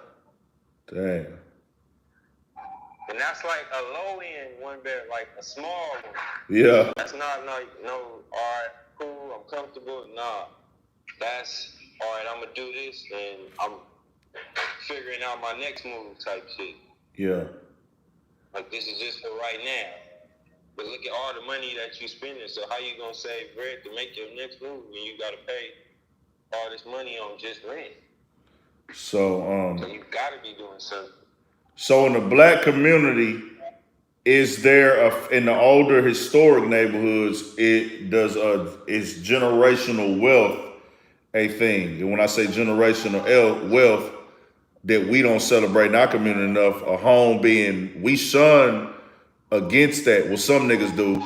Generational wealth is a house being passed down to you, in my opinion. That's a form of generational wealth. Yeah, no, I get what you're saying. We got that out here, but it's starting to slip away because really our culture out here, bro, it's like a lot of our parents didn't have their shit together when they was having us. You feel me? Yeah. So a lot of niggas was raised by grandma and grandfather, uncles and shit like that who had their shit together. And so when you really think about it, the parents is growing up with the kids. So while they raising us and doing what they doing and figuring everything out, the only person in the family who really got their shit together is grandma. So in a lot of families, it's like grandma is the only one with a permanent address, bro. Grandma is the only one with a house where you know she ain't going nowhere. Okay. Everybody else is renting and they might have to move or do this or do that. And then it's just like now that we getting older, well for me, I'm 34. Yeah. Now that I'm getting older, I go back to the block that I grew up on and shit, and it's like, it ain't the same at all, bro. And it's like, if your grandma ain't still there, your peoples ain't there. Gotcha. Your peoples is gone. They done moved somewhere else, or like, and then now it's like, we went through shit where all the black neighborhoods, it was like, well, we was leaving or shit was happening and niggas was having to move, family situation, niggas going to jail or whatever. Whatever situation that a nigga was in where he had to move, it was like, we seen a lot of Hispanics moving in, like Mexicans moving in. Yeah. Now, how we felt like, damn, there's nothing but Mexicans is over here, nothing but Mexicans moving in over here. Now, I go on my block I grew up on, and it's a white lady walking the dog down the street, and it's like, you're not gonna come over here to this area just to walk your dog. So you stay over here somewhere now. Facts. Gentrification shit going on. White people, yeah, gentrification shit is happening. Like how, like Crenshaw, I'll say within the next 2 years, that shit ain't gonna be what Nipsey showed everybody else, like the world what Crenshaw was. That shit over, bro. I gotta go back out there to LA, man. That shit over, bro. Yeah. Crenshaw about to be a rap. Like it's already been gentrified. Like so much that changed on Crenshaw just from when I was growing up. Like back in the '90s, if you rode on Crenshaw, that's where everything was happening at. Yeah. All the hustling, like you couldn't stop at a light, a corner where somebody wasn't hustling or selling something, whether it was CDs, T-shirts. Like boys in the hood. So like never people had like you couldn't roll down Crenshaw without like Crenshaw was everything, yo. That's where niggas was hanging out at. Yeah. That's where the low riders was at. That's where everything was cracking at. That was the culture. Now it's just like it was a culture. It was like real LA culture. Like this is LA right here. Now it's like watered down. It ain't the same, bro. Yeah. It ain't the same. Damn. You gotta find other shit to do in other areas to make like, all right, hold on, this is us, and we gotta try to hold on to that. This shit is crazy, dog, and you know. And like I say, we waking up, man. I think this generation and then the generation, especially the generation under us, because we from the same generation. And I had to really accept where I'm at in life, bro. Like I'm 33, but I am aware that I'm not your average 33-year-old, and that's because I'm 33, but some people even think that I'm like 26. And that's because I don't have a main girlfriend and I don't have kids. And I've never lived with a woman, so I never just grew up in that personality side. You know what I'm saying? And you say what? No, go ahead. No, I'm mature, I'm respectful, I carry myself like a grown man and I handle business, but it's like a lot of 33-year-olds, you know, they real quiet, they mellowed out, they chill. You know what I'm saying? Me, I'm still involved with all the shit that is going on in today's game. You know what I'm saying? Like I'm still a nigga that's outside, not on no street shit, but like I'm outside in the hood. You tapped in. Yeah, I'm still popping out, you know what I'm saying? And it be crazy because it's like other niggas my age, they at home with a whole family and shit. I'm like nowhere near that shit. I'm like, damn, dog, that shit be wild at times when I think about it. Like, I might go in a nigga's spot and it might be 3 niggas in there that's 20 years old, 21 years old. Like, this shit be crazy, but it's like, I guess it's my lifestyle, you know what I'm saying? Yeah. Then I'm unemployed, I ain't got no job. So it's like I'm living like a young nigga out here, man. Like, I be meeting bitches that's like older and shit, they be like, man, you need to grow the fuck up. Like, I be like, damn. Hey, nigga, one of my hoes quit fucking with me, bro. One of my best bitches. She was like, I just can't do this no more, dog. She be like, you sit around and listen to rap music all day and da-da-da-da. That shit was like, damn, bro. That shit was heartbreaking, not heartbreaking, but it kind of like set me back a little bit, like mentally, like, this hoe just really shitted on my whole lifestyle. Like, She made you have to think about some shit, put it in perspective. But I was like, I don't give a fuck what nobody say, bitch. Fuck you. I'm like, bitch, I'm doing what I do. If you don't like it, oh well, bitch. If I want to stay out all night getting high and hanging with my niggas, fuck it. I'm on that. Like, That's what it is. So now, okay, what else was like? Okay, yeah, the women out there in LA, bro, and we gonna get into the topics too. But the women in LA, what I want to say, why is it the LA women, you know, seem like they more quicker to be active with niggas? Like, do LA women diss niggas out there, or do they feel like whenever you holler at a chick from in LA, they gotta give you a conversation? Nah, hell no. Hell no, they don't feel like that. Oh, okay. I just thought like the LA women, they just seem real fucking friendly. Hey, that's like for you. That's probably the vibe for you, or that you getting because you from out of town. Okay. Okay. You from out of town, so they're like, all right, he different. He ain't from out here. I ain't never seen him. I don't know none of his homies. I ain't fucked none of them yet. It's different for you, bro. Yeah. You're not from out here, bro. Well, actually, no, I said that my partner, bro, every time he go to LA and I've been out there with him, nigga, he be getting the baddest bitches. I mean, he always get all the baddest bitches. That nigga, he just one of them type of niggas.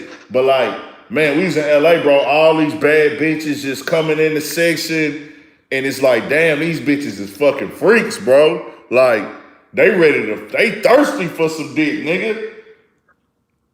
It's That's like, what they out for. I'm like, damn, these bitches out here. And then we went to the hookah spot.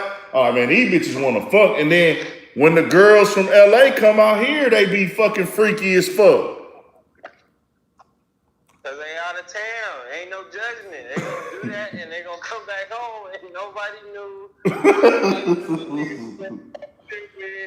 So none of that. It's Hey, free. damn, man, I can't wait till we go back out there, dog. BP, nigga, you in here. Get ready, bro. Get ready, dog. We going after the first of the year. After the first of the year, BP, we going to LA. Are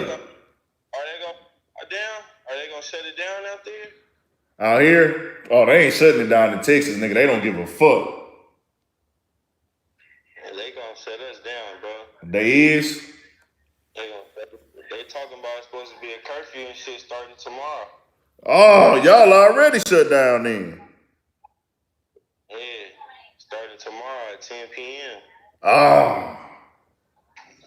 Well, so much for that. Well, no, you know what? I was saying I was gonna come in December, but then I was like, all right, I was hearing about that shutdown. That's why I said after New Year. They not finna shut us down in Texas. It looked like our governor is an old prick, Greg Abbott. They shut us down for a few weeks. Soon as they seen the light of day, that nigga opened this bitch back up, dog. And We back. we back, nigga. Us, Georgia, and Florida. But they had to shut Florida down because everybody was going out there to like Miami and going to the beaches and shit. So they had to shut Florida back down, but nigga, we been up. Nigga, we really never shut down. Now, I was in the studio every fuck, that ain't really shit though. Studio, whatever, that ain't shit. But like, they shut down the clubs and shit for a couple weeks, I think. But man, they never really just shut this bitch all the way down, man. Yeah. To me, it's when it's shut down, grocery stores only. I think we did that for 14 days, probably. 14 to 21 days tops. We had the only thing you could do was grocery stores and shit. But the game has changed, man. I don't know, but I want to come out there to LA. I got to get my name up a little bit more, dog.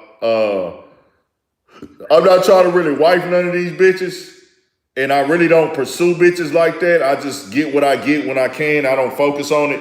But it's like 2 or 3 bitches in Cali that I do want to pursue. They low-key bitches. Like, they like 10,000 Instagram followers. You know what I'm saying? But these bitches tough.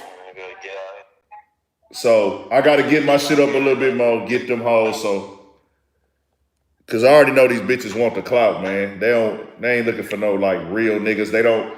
Because I like meeting intellectual hoes. I'm a talker. I like to sit down and talk and drink with people and build. You know what I'm saying? I like to hear people's ideas and plans with their life or whatever goals they trying to chase. You Huh? got a chance right now. I said these niggas EDD money is ran out, so you better come shoot your shot right now. Yeah. We gonna get it, man. You gonna be there too, Playmaker AC. I'm gonna hit you when I'm in LA, nigga, cause we gonna have to tap in, bro. We gonna have to get some when I'm up, I'm gonna make sure it's worth your while, man. When I get the clout, I'm gonna have something go on with some baddies. I got you. You in my city. Yeah, what I was gonna tell you, so now what you thought about the Nate Robinson fight, man? Shit, man. I thought that nigga got in there and embarrassed all of us as a race, man. That nigga say Nate Robinson embarrassed us as a race, dog. How y'all feel about that shit? My issue was with Nate Robinson. He went into this shit and fought a nigga that clearly was better. Okay, let's. If you watch boxing and you know the situation of boxing, he went in there weighing 180. He 5'9". That's already a red flag to me because I'm more. That's out of shape. Boxing, man. That's out of shape. I'm already a nigga that understands boxing and what boxing is and the dynamics of the weight. Casual boxing fans don't know that there's no way somebody who's 5'9" should be going into a fight wearing 180. But see, he had to weigh 180 because Jake Paul was 189 in the ring. But Jake Paul is also 6'1". I'm 6'1". I walk around right now and I'm not just in. You said you 6'1"? You could. I said nah, but 189 and 6'1" make more sense than 181 at 5'9". Exactly. That's a whole different like. That nigga was out of his weight class and all that. He shouldn't. He was doomed. That He was doomed. He couldn't win that. He went in there weighing 180 at 5'9". I'm 6'1" and I probably weigh 205 right now. 210 tops. Jake Paul came in at 189. Jake Paul works out, eats right, and trains boxing. So you know what that means? He walks around probably at 195. Huh? That wasn't his first fight. And that wasn't his first fight. That wasn't his first fight, bro. At all. He just beat up somebody else like not too long ago. Yeah, but I think he been like doing boxing training for a long time though. For a minute. And that nigga said, before the fight when he said, Nate, your kids don't watch this. I'm gonna fuck your dad up. And then the next day he go in there and do what he said. Come on, man. And you know what? You know one thing that's crazy about, you know what's crazy about Jake Paul? For him to go out and do this, I think he understood the marketing side because he's a YouTuber, he's a troller, he's a attention grabber, clickbaiter, all that shit. I don't know, like I see a lot of people kind of praising Jake Paul. I don't think they really dug into who Jake Paul really is. Like, probably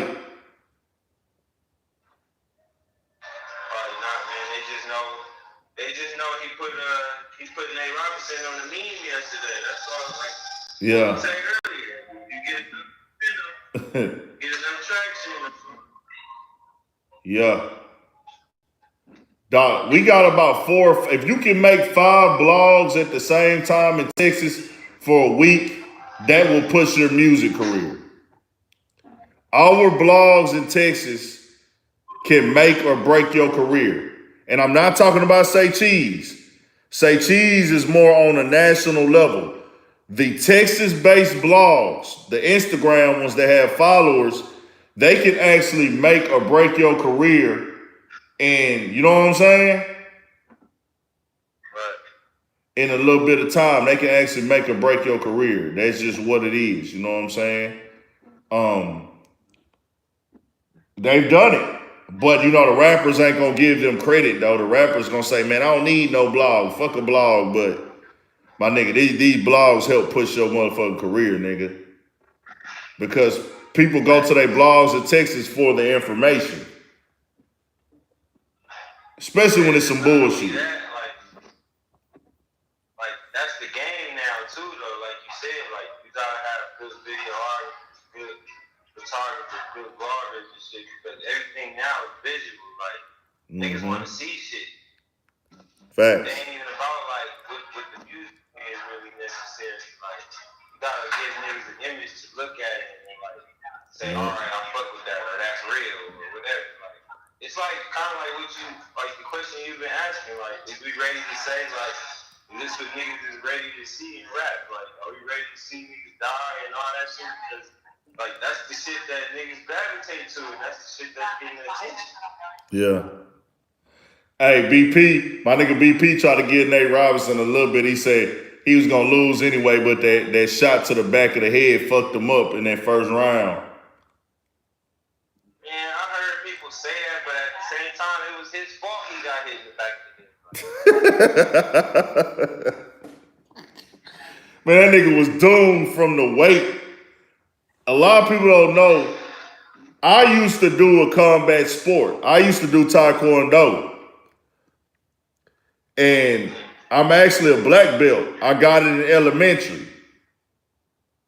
I'm gonna bring it on here on the next episode if I can remember.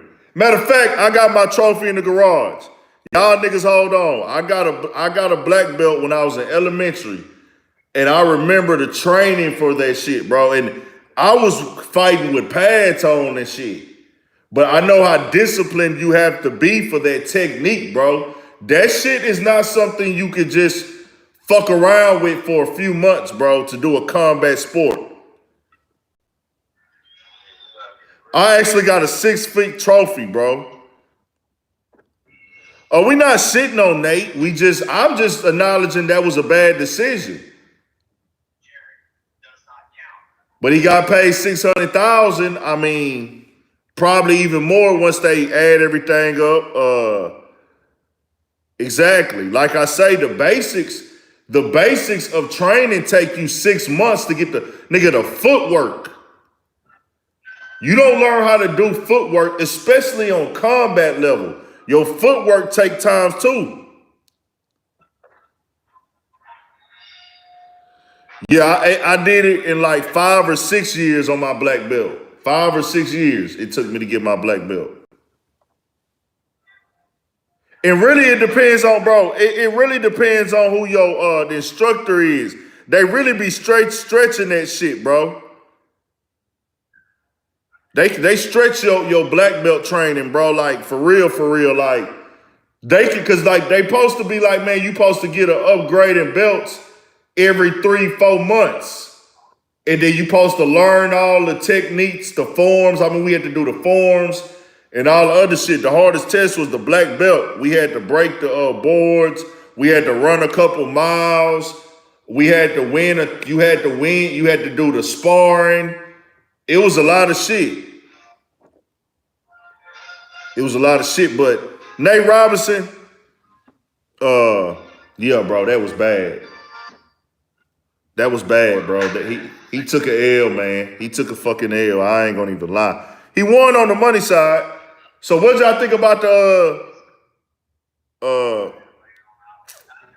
how would y'all what y'all thought about the whatchamacallit fight? The Tyson fight. See, that shit look like them niggas had a conversation before they went up in there. Exactly. Like, look, man, I'm not gonna kill you. Let's just go in here and get this meal. You gonna get your meal, I'm gonna get my meal, and we're gonna go home. I feel like Tyson was in better shape for sure. He was in better shape, and I feel like he was like, man, I feel like he could have fucked Roy up and he went easy on him. Like, I ain't even doing Everybody said the same thing. Everybody said that nigga Roy Jones, nigga, by the third round, that nigga hands was down. That nigga was breathing like a fucking dog. Like, he was throwing his punches. He was like, ha, ha, ha. Like, it was just taking all that nigga effort, bro. But that's probably a good thing because that means we didn't have to see that nigga get his brain damage, bro. Like, what he did when he went out first time. when he got knocked out. Man, Roy Jones was the man, bro. He went out bad. Yeah. I hate to see a nigga go out like that, dog. I hate to see a nigga, bro. That when he fought like a few years ago, that old boy knocked his ass out, bro. Like, had him on the ground stretched. They had to put a brace on his neck, dog. I'm like, no. This ain't what you supposed to be on, G. So, Man, we was growing up. Man. Roy Jones was the man. No losses. He had like one bullshit loss on his record where like it wasn't his fault. It was like they tried to say he punched the nigga after the bell or some shit. I can't remember what that one loss he had was. And then who whooped him? Was it Antonio Tarver? Antonio Tarver was the one that beat him, huh? Yeah, Antonio Tarver came and took over, but I don't think he even lasted that long after that. He got Roy the fuck out of there. Yeah, that shit was crazy. That shit was crazy, man. Antonio Tarver was the truth, but he didn't last that long. I don't know. You say what? I said that Roy Jones was Mayweather to us back in the day, bro. Facts, he was. He was. That nigga had that rap song. Y'all must have forgot. I'm the king of this. There's none higher. Sucker MCs. That nigga had music with Mike Jones. Mike Jones, Roy Jones, knocking niggas out in the ring and on the microphone. Y'all ever heard that shit? Nigga, that shit was really getting played out here in H-Town, nigga, like in the streets. That nigga had songs with Mike Jones, nigga. Mike Jones, Roy Jones. They had like a little voice on it and shit. Mike Jones, Roy Jones, knocking niggas out in the ring and on the microphone. That shit was crazy as fuck, bro. That shit was fuck. We used to ride to that shit a little bit, though. I ain't gonna lie to you. My kinfolk trail had a white Honda, nigga. We used to slide all over the city in that hoe. Movie theaters and shit like that. So I wanted to pay some respect to Lil Yase, man. Just another rapper lost. I'm not gonna act like I was just tuned all the way into Lil Yase. I went and checked out some music. I am a big fan of the Bay Area sound. So anytime I hear Bay Area song, I'm gonna be able to vibe to it just because I fuck with the sound. You know what I'm saying? And I like they flow. So with Lil Yase, I don't know that situation. And in these things, I just send condolences to the families, man. I checked out a couple of his interviews. Seemed like he had some shit figured out. They said I'm really talking about it because it went to TMZ. So I'm gonna just send that over there to him. And a couple of people commented on the YouTube channel on videos and put his name on there. So I gotta, so shout out to him in that manner. And I had that in the title today. And the guy that got killed in Jersey, I'll do a story on that. Did you see about that, AC? Yeah, man, this dude got walked down, man, broad daylight. Got walked down and let him have it on the side, parallel parked on the side of the street somewhere in Jersey. His name was Triple Beans.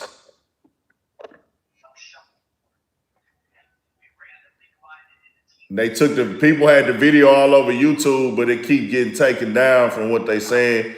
Couple videos speaking on it. This shit is crazy. I had people reach out to me and send it to me. This shit be crazy though, bro, about this YouTube shit, man, that like people will really reach out and send me the craziest shit, bro. Like, get blown up with shit to talk about. man, and it be like, I can't talk about this shit, dog. I can't talk about this shit. I mean, bro, I know my channel would be so much further if I could, like, even this Texas rap shit that's going on, dog. It's so much Texas rap beef that I could break into it and make this shit. Bro, I could be on 100,000 subscribers right now, dog. Because the thing is, I got the commentary shit down, and I know how to do the interviews. And I know how to do my shit at a rapid pace. If I wanted to, dog, I could really run up like 30 this year. I ran up a lot of subscribers not even touching that shit. Think if I was touching that shit. And I got access to Sauce Walker. I got access to TSF. And I could go and I got access to the Dallas-Fort Worth scene because I'm tapped in with all the bloggers out there. I could easily go and play both sides. You feel me? I just chose not to because some niggas will say, oh man, you want to be cool with the rappers. It's that. It ain't even that, bro. It's just, I don't know if people know this. I don't believe in promote. And I honestly don't want to see black men killing black men. I'm against it. I love rap. I love the culture. I know how it works. I understand it. I got blood family members, like we got the same blood in our veins who gang bang and been to prison for that shit, then done the shooting and all that. I got 3 niggas who done rode in my passenger seat who are no longer here. You know what I'm saying? And I just 100% don't believe in playing a role or helping or increasing the energy of 2 black men wanting to kill each other. But I understand the streets. So I know when niggas into it, that's a part of this shit. That is what it is. But I just don't believe, I just can't do it. You know what I'm saying? If I know it's some real rap shit, like, hey bro, they just on some rap shit. They just doing some rap shit. That's that. But if I know either side could possibly crash out, or not even the artist, they got partners that'll crash out, I can't touch it, dog. That's the main thing you gotta worry about and look at, because it's not gonna be the artist. Yeah. Look at what happens now. It's not gonna be the artist who's gonna do it, though. Yeah. It's necessarily gonna happen. The King's line, unfortunately, but nigga, he had 20 niggas there with him. It could have been one of them. More than likely, the chances of it being one of them was more likely than it was being mine. Facts. How thick they was. Like, that's the shit you really gotta pay attention to and look at. Sauce Walker from Houston, Miami boy. One thing and you know, I talked to my homegirl Jessica about this earlier, and I was telling her, you know, that's the fucked up situation with that, man. Like,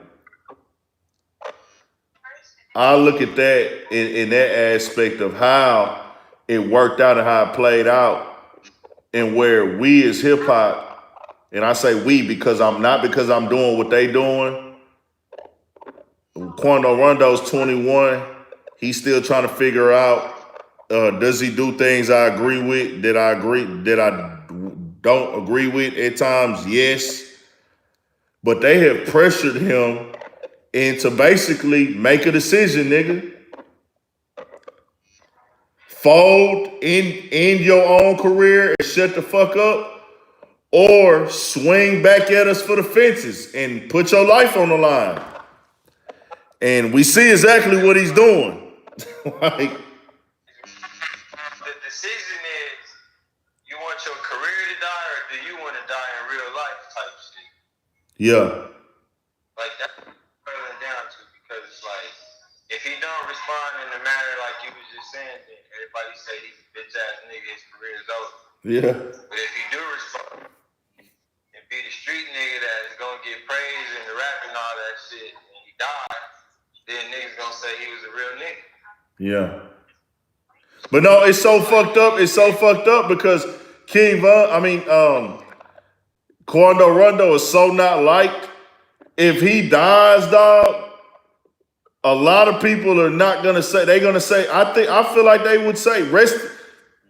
I don't even want to speak that up, but he's portraying that energy right now, and he's actually saying he wants to die. He's saying that right now. God forbid, but let's say if he did, people are gonna say he's stupid. But it's like y'all wouldn't let him just, hey. Like I said, if he came out and said, man, I didn't want that to happen to King Von, man, my bad, man. I didn't know that it was gonna be like this. This ain't what I wanted. Let's say he did say that, which he didn't. He never even showed no side of that. But if he did say that, they would say that's a fake ass nigga. He didn't hold his partner down. But the fact that he is holding his partner down, it's nigga, you didn't do it, your partner did it. Nigga, you a bitch. You ain't really with that. Nigga, you was getting your ass whooped. You ever lost a fight, AC? Yeah, come on now. You got enough of them, you had enough of them, nigga. Everybody ain't Floyd. You ain't going 50. So I'm like, what world do we live in where niggas is grown men and still haven't accepted that a nigga can get his ass whooped? I'm trying to figure it out. I'm trying to figure it out. Like he got his ass whooped. He's in a gang. Do people not knowing that if you a gangbanger at a young age, you gonna take some ass whoopings? He do need to, I will say that. He don't have to apologize, but he does need to relax. He is creating a lot of energy, but that's because the blogs are working against him. The entire rap game is working against him. These blogs can dictate your career, dog. Especially when it's an artist, you're an artist on the come up. He not established yet. See, now that's what I was about to say. Now, being that he's an artist that's not established yet, do you feel like he just like using this as a momentum, as a way to become that bigger artist like that? Of course. That's part of it. That's what's crazy about it. Like, and that's why I titled it that. Is he forced to be gangster at this point? Because there's a sentiment with me saying that he's almost forced because it's like this situation popped off and he damn near has to kind of, push this issue of that. You know what I'm saying? He don't force it, like he forcing it, then he run a liability of niggas saying he ain't who he said he was. Exactly. That's the, like my nigga Big Facts, Ayo Kaseko say, that's the rap trap. That's the trap side of rap. He has to put his life on the line. He has to face all these blogs, and he going against everybody right now. Like I said, I'm not singling nobody out, but I'm gonna give y'all the for sure names I saw. DJ Vlad and Academics, but it's smaller level blogs, higher level blogs, websites that ain't even hip hop promoting that he had a concert in Macon, Georgia.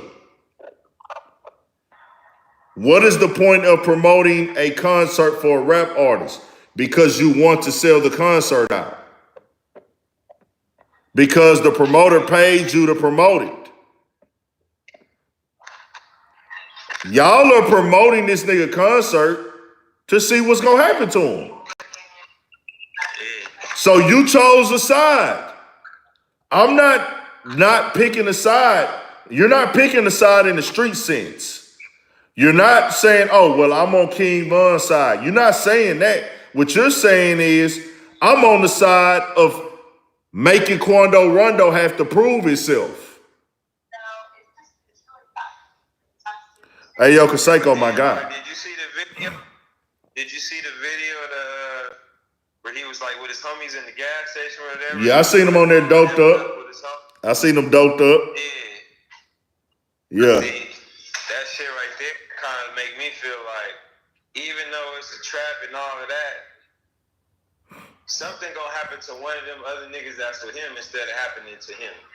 Like, if it really go down, like just how Lil Tim hurried up and hopped out the car, he got other little crack dummies around him too, you feel me? Facts. So still, I don't believe, like, it'll just happen to him, like how everybody think, or I'm not wishing it on him, but how everybody is wishing that, or they got negative energy toward that. Like, it's still like, he do all of that, and it's like, he get to just still be out here, and he's just like basically just getting his homies chipped off or ending their life. Like, they going to die and go to prison. And he's still out here trying to be the rapper, still trying to make niggas not hate him no more. Like, yeah, it's a trap. It's the rap trap. And another thing, I would say this. This actually intensifies the beefs that they have outside of this beef. That's just how it works. The energy that gets created behind this, it always happened like that where, hey, the niggas that you into it with, them ain't even the niggas that get you. It's one of the long-standing issues that been up. Because you so focused on all the bullshit that you got going on right now, and you ain't even tripping or realizing that the niggas that you pissed off 2 niggas before this situation, who still just sitting lurking, just waiting on his opportunity and his chance. Now your guards is down on him because you got all of this going on, so you ain't even thinking about him no more. Facts. Now boom, it's easy. It's gonna work on you, and boom, you out of here. And you know better than me because you come from this, so that you know exactly what I'm saying.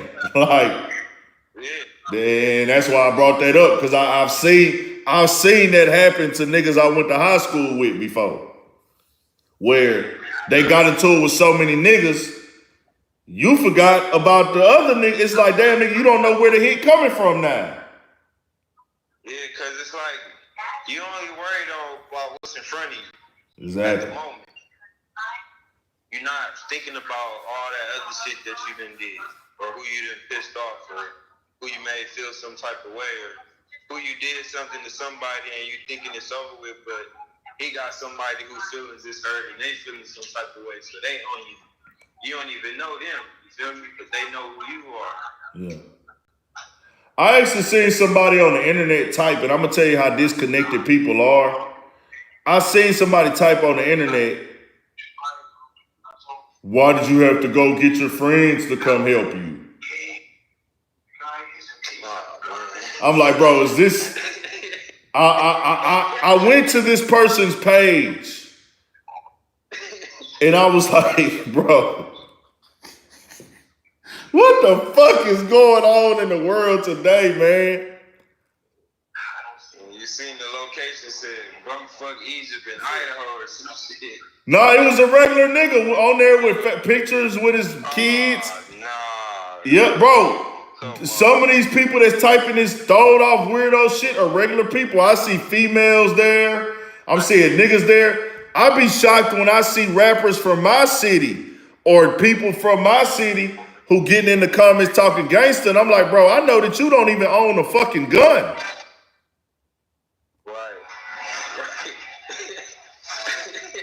I know that you, if a nigga slap the shit out you right now, you not even gonna punch with him. I know that. I know you not on that. So I'm like, I'm seeing you in the comments talking this gangster shit to a nigga that's hundreds and hundreds or maybe thousands of miles away. And I'm like, nigga, you not built like that, bro. What? Why are you inserting yourself into their problem? You know how that shows you when a nigga, huh? I said that just be showing you like today anybody could have an opinion or make a comment on some shit that they ain't necessarily got the knowledge to speak on, bro. It's just Not qualified to speak on. Not even the experience. And that's why I'm really not trying to sign rappers. I want to put that out there. I don't got time to be babysitting niggas because some of these niggas are rappers and they got people that fuck with them behind the scenes on their music shit. Da, da, da. Bro, I don't got time to give you the etiquette of how, hey, bro, that shit ain't got nothing to do with you, nigga. I don't got time to tell you how to not comment on certain shit. You know what I'm saying? Basically, babysit you. I'm not finna be babysitting no fucking artist, bro. I'm not on that. My shit got to work off of me being a personality. If an artist can take off of my platform, I want you to. Go right ahead. If a label asks me to find them artists to sign, let's go ahead. But if I fucking was to sign an artist, that nigga has to be a fucking hipster. I'm not signing no fucking gangster rapper. I don't want no beef. I don't want none of that, nigga. Like, fuck that shit, bro. We can't get no money. We got to spend money on security. Huh? And then if you a young artist, you 22, 23, now you making me have to make a phone call with an OG in every city we tap into. And now I got to go play the politics. You know what I'm saying? And that's why I really don't want to just like tap in with artists and all that shit, because it's like, nigga, okay, now if we go to LA, I gotta find out what gang is affiliated with this artist gang. Where can we, you know what I'm saying? All this other, man, hell nah, nigga. Get us 2 security guards, get us a strap, and we good. You know what I'm saying? And all we gotta do is go to the show, go to the venue, pop out to the little spot, show our face with our crew members, and we good. We ain't gotta worry about the politics of the streets like that. Because you're not involved in that shit. Because there's politics in these major cities, man. Yeah, if you tap in with the right people, they gonna make sure you got all that in you. Exactly. So, you know, that Cali to Texas connection always been good though, man. You know how that shit go out here. Like Texas niggas love California, bro. Like as far as, you know, even the culture. That shit come from back in the day. But our gang banging shit crazy as fuck out here, dog. You will be fucking surprised, bro. That's why I wanted to ask you about it, because for me, it's like from the outside looking in, it's looking like that's what's like taking over the rap and like all the shit that we're seeing is going on. Yeah. Like you said, it's coming from shit that before they would be rapping. Yeah. It was, man, the gang banging shit really been out here in Texas. I say it really got serious in like 2005 was the real solidification. You know what I'm saying? 2000, but it had been going on. You had niggas in the 90s out here doing it. You had niggas out here in the 90s. Like in my neighborhood, they had like gangs over here. Like they had a set of Bloods. They had a set of like Crips. They had a different set of different things. But I say for this generation coming up, 2005, I think that's when it was like, yeah, we own that. We repping that. We getting this shit inked in the skin, nigga. We 14 years old, nigga. You might see a nigga 16 years old with this on his face. And it'd be crazy because I think now that Cali's a little bit more understanding than they ever were. Because I know at one point, Cali niggas was like, man, all them niggas doing that gangbanging shit out of town. That shit is not respected. Like, Yeah, but you gotta think about it like from the point of view from out here though. yeah. It's like when some shit originate or start, and then it's like you don't even have these streets out there, but this is your gang out there, and it's like you ain't never been out here. So what do you know about like the whole like infrastructure of the workings or the whole history of that gang? Yeah. So it'd be that, and then you gotta realize too, like when niggas go to other cities and other states and shit and start gangs, like they could go out there and tell the nigga that they the man or whatever. Mm-hmm. But out here, nigga, that nigga might got ran up out of here. That's why he out there where he at. Now he go out there and he looking like everybody looking at him like he the man, but it's like he can't even go to the hood when he go home. Facts. I know exactly what you're saying. Like he can't even be done. Yeah. Like you got a regular weirdo nigga that'll go out there and start some shit and turn some niggas up and have them all on some shit, and it's like this nigga ain't even respected at home. So how is he gonna go out there and like now we gotta respect y'all? Cause y'all banging the same shit, and it's like nah, like this nigga a weirdo. Facts. I get what you're saying, and then you got a lot of niggas out here now that they don't claim they have original sets. That was something that kicked off out here too, where in the 90s and the early 2000s, where they OGs, like niggas that's my age or under, they OGs started an original set out here where, hey, we have our own original set of Bloods. We still under like a Pyru or something, but we're not 5'9". You see what I'm saying? We this and we that, or we this and we that, and some people have that where they like we could trace this back to here. Now see that shit, that's different because I think like what you explaining, I feel like, all right, like just how I said, like it's niggas that could go somewhere and get some shit started or whatever, but you got to think about too, like back in the day, like when, like the drug game. So niggas is taking work out of town and setting up shop in different cities and all that, and they fucking with niggas in them cities. Yeah. And you know what I'm saying? They introduced that shit to them niggas. Now they got some real shit cracking in that city. Cause a real nigga then came out here like on some get money shit, and you feel me? He kind of like made a home here, and he brought his shit with him. Yeah.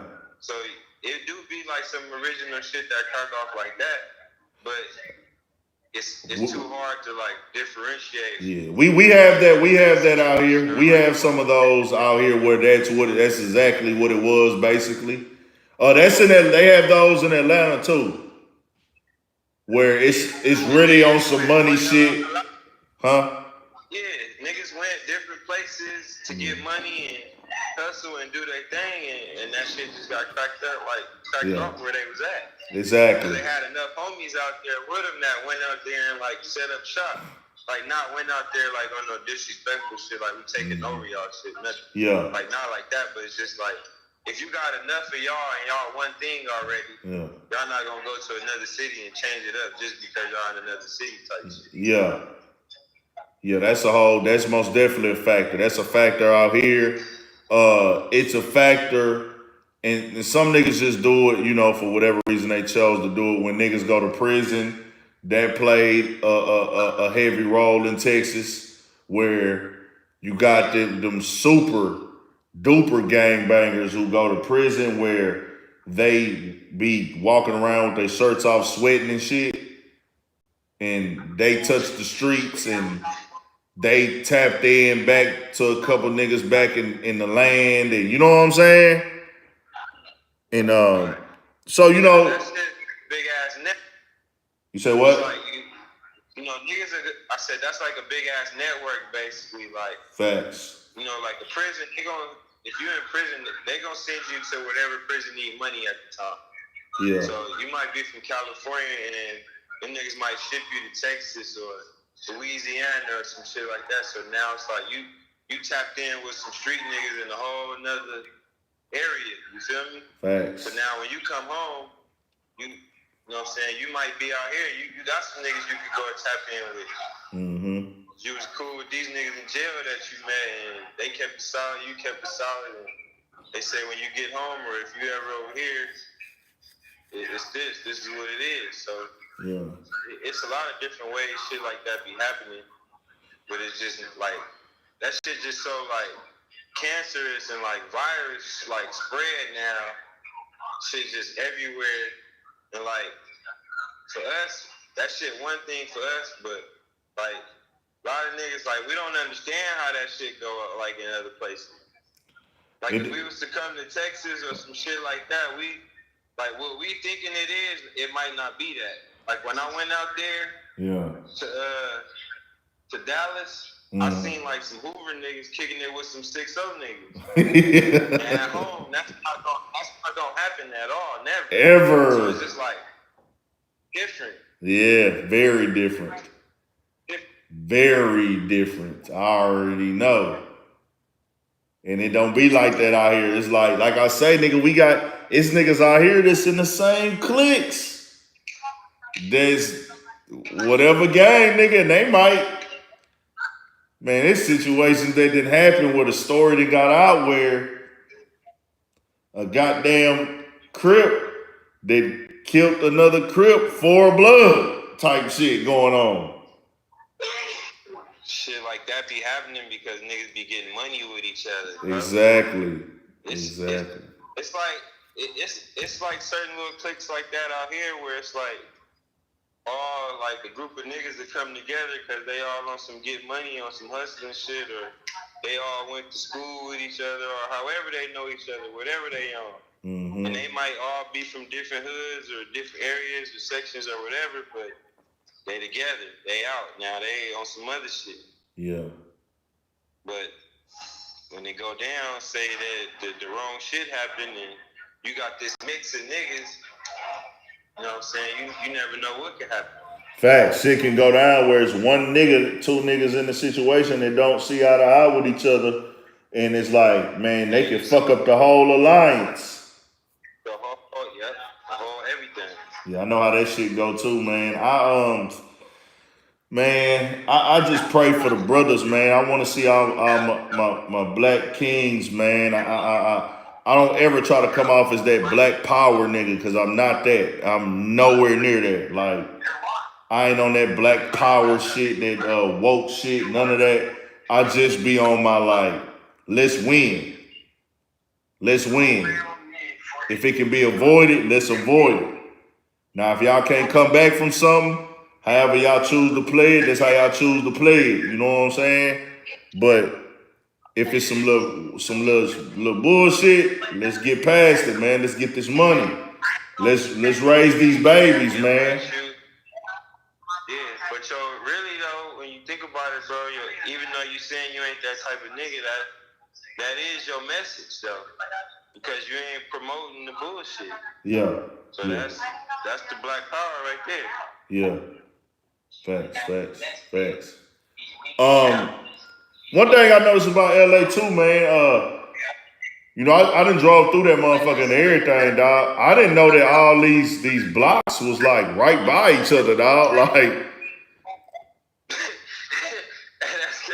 everybody that say that about it out here, but that's just because y'all shit is so spread out and big, though. Like, nigga, I'll come out the airport, nigga, I see Slauson and then, when you come out the airport, Inglewood is right there.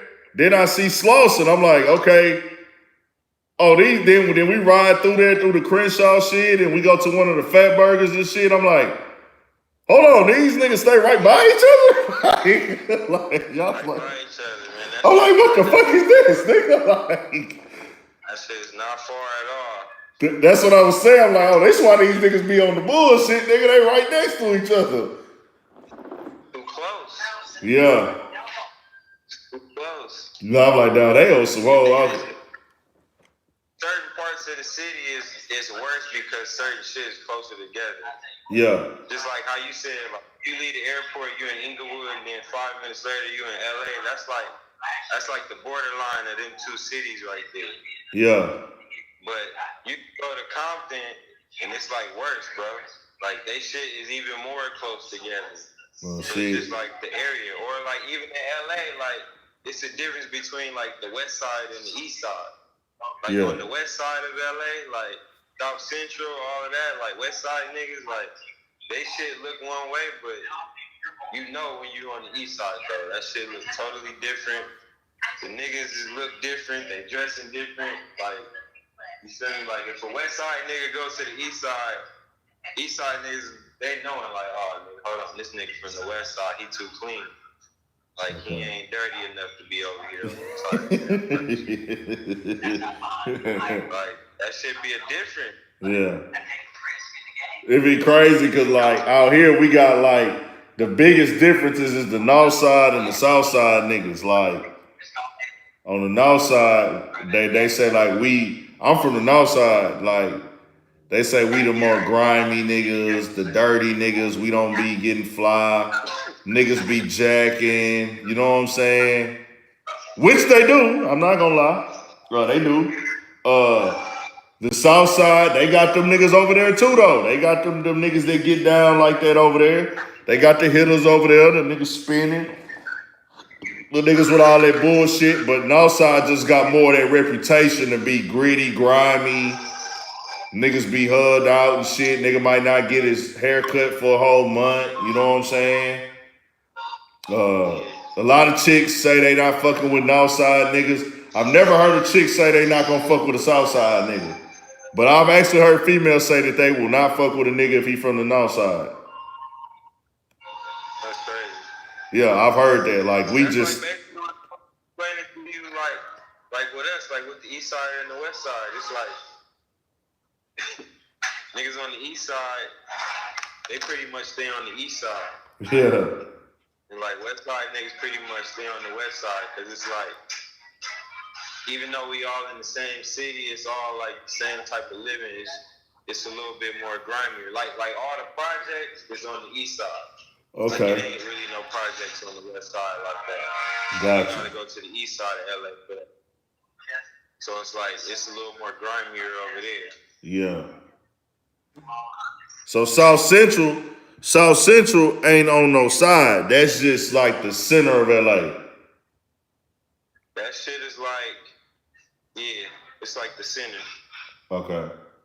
Cause we got a North Central, but nobody rep that like that over here. Like it's mostly Hispanic area, but don't nobody be saying, yeah, nigga North Central. Don't nobody like had no like ain't nobody popular came out of there and shit like that. You know what I'm saying? And then like like it's like niggas just out here, so how we like it's the east side and the west side, like, and then when I say like east side and west side, that's just like the east side and west side like of the west side basically, because like East LA is like a whole nother city. got you. Like that's like the city in itself, and that's like mainly like all Mexico. So Yeah. like East LA, like if you heard somebody say East LA, they talking about like far East LA, like East Los Angeles, like Mexico, basically. That shit damn near almost going out of town. Right. Yeah. Right. So it's like you hear a nigga say, "Oh, I'm from the east side of LA." He just basically like on the other side of Western type shit. Gotcha. It's like it'll be one street. Like basically the east side is when you cross the freeway. So we got this freeway, that's the 110 freeway. So everything that's on the west of the 110, that's considered like the west side of LA. Yeah. Everything that's on the east side of the freeway. Gotcha. Hello? Damn, dog, phone must have died or something.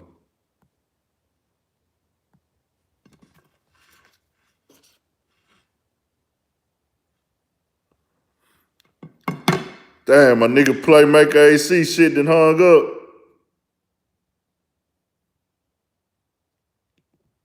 So what else going down, y'all? We got us a LA history lesson. Dominique Gray, what's good, G? We been on this bitch for a minute tonight, man. It's 2:15, but we started early. I said I'm gonna start starting earlier. I got 2 stories to do tomorrow when I get up. Niggas say he just woke up. Damn, nigga, what the fuck you was doing?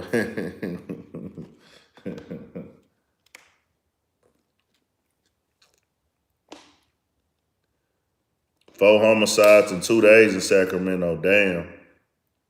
Oh, they say he work graveyard. Oh, you must have been off tonight then. Sauce dripping. What's good, sauce dripping?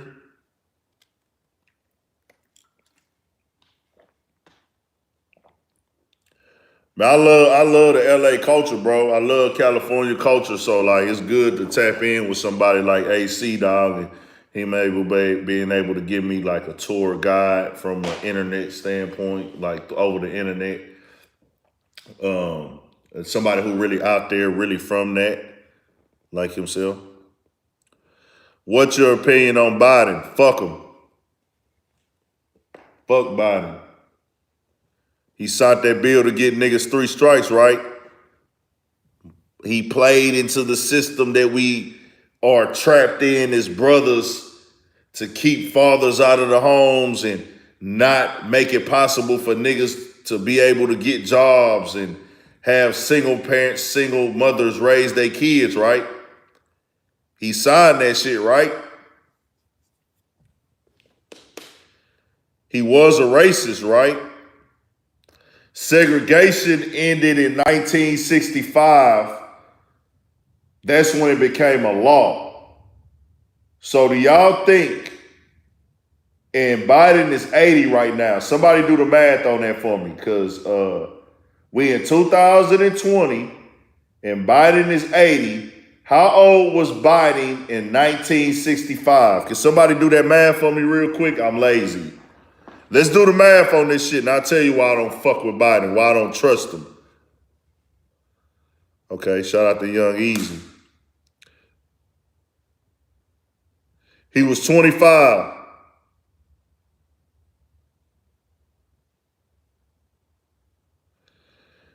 So am I supposed to believe he was 25, they ended segregation, and he was like,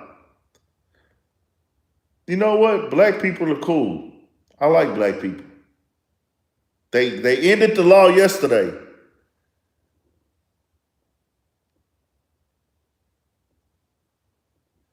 So if he wasn't rocking with us in 65, I think he rocking with us now.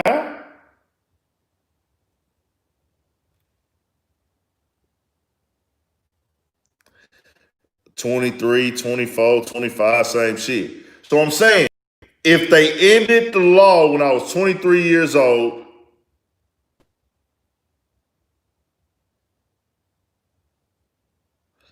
exactly, he been causing hell in the black community for over 4 years, 40 years.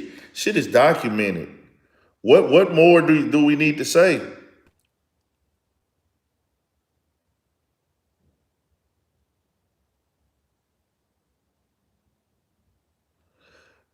I saw the clip where he said, hey, I saw that little post where he didn't want his kids to go to school with black kids. Did anybody see any of that? Was that true? Oh, it's most definitely fuck Trump. Ain't nobody hating on Trump. Fuck Trump. Fuck a Trump, nigga. It's just hard for me to believe an 80-year-old white man has just found the light and, oh, I love black people now. Or are you willing to help black people because it benefits your situation? We got to give him a fair chance in office, though, but trust the 80-year-old white man? I wouldn't put my neck on the line for it. Just me. That's just me. That's just, where I'm at. I wouldn't bet my last dollar on it. Yeah, he was against blacks going to white school. Yeah, facts. What's up, Sag Season? What's good? South dripping. Yeah, Camilla's a manipulator, fabricator, bullshitter. She doesn't respect hip hop and she doesn't like it. She talks casually about it, but she went on media runs to hip hop platforms. She's I live hip hop culture. I am hip hop. I work in hip hop. This is my life. Rap and hip hop culture is my life. This is what I do. I don't turn this off. There is no cutting this off. And she doesn't give a fuck about it, and she doesn't like it. Uh,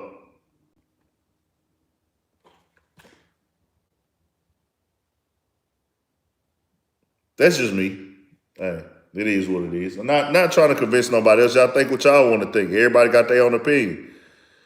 Um, get that hate out your heart for Trump. I don't hate Trump. It's just fuck him. Fuck him. God won't denounce racism. God's a piece of shit. God came out talking about building a wall. All that shit. The Bay Area do hate Kamala. She better not go back to the Bay. They don't fuck with her in the Bay.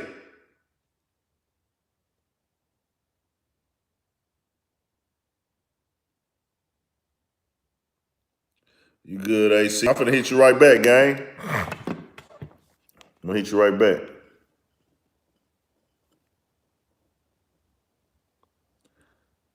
That bitch really did think Pac was alive, dog. But she tried to say that she be jamming Pac, bro. And the reporter tried to save her, and the bitch still blew it. The Oh my God. And I didn't mean to call her the B word. I'm sorry. I shouldn't be calling black women the B word. I know we on this whole women power movement right now. Yeah, that's what I was saying too, bro.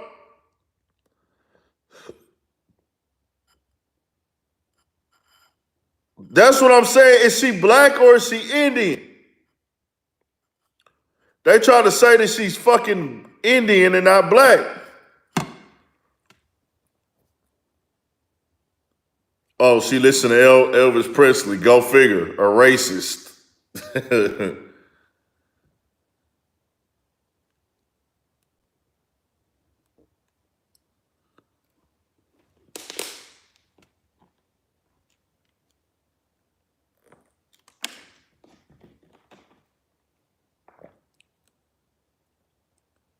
Her dad's Jamaican and her mom is Indian. But I seen people saying that she was black. Like a lot of black women lifted her up, like, yeah, we got a black female, but is it being promoted that she's really black?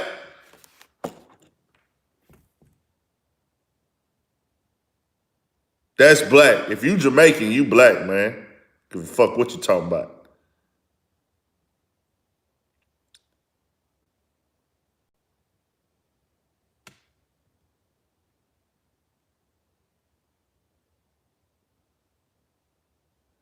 Trump is a racist, my nigga. We know this. Black, man. That's some weak shit to me, dog. When people who mixed and they try to say, "Oh, I'm not black. I'm not black. I'm mixed." But when it's convenient, you gonna claim black. So all my mixed people don't use the word nigga then. If you mix, if you a black person right now and you say you won't say that you black, then that takes your right away to use the word nigga.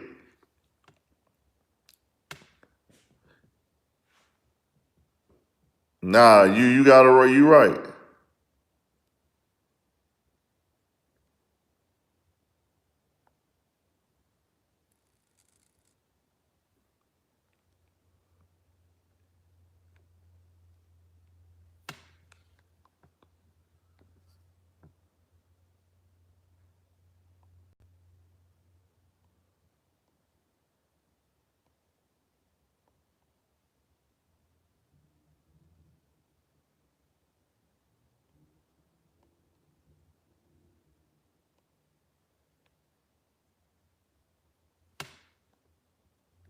Girl, it look like you got your...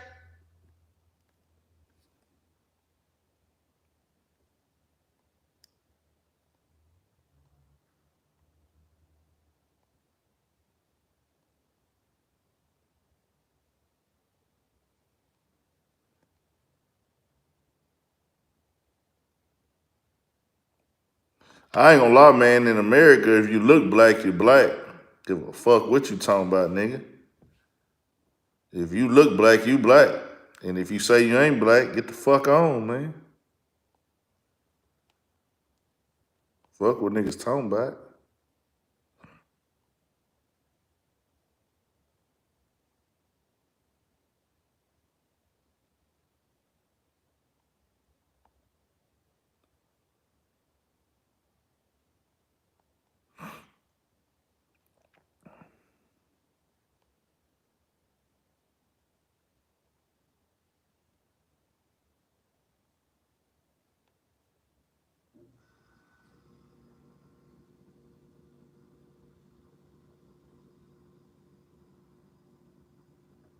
Yeah, I seen that nigga on Vlad, the white dude with the braids and shit. That nigga tripping.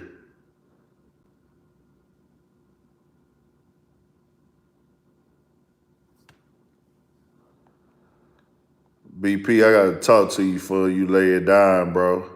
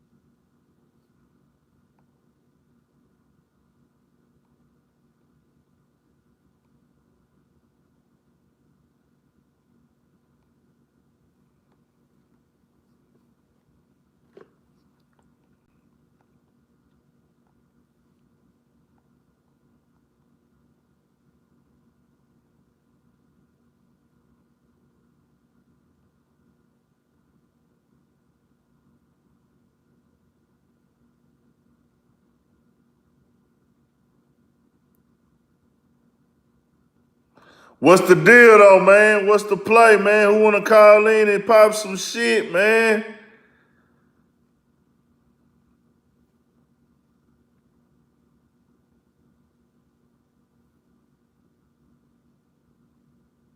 Live with my dog.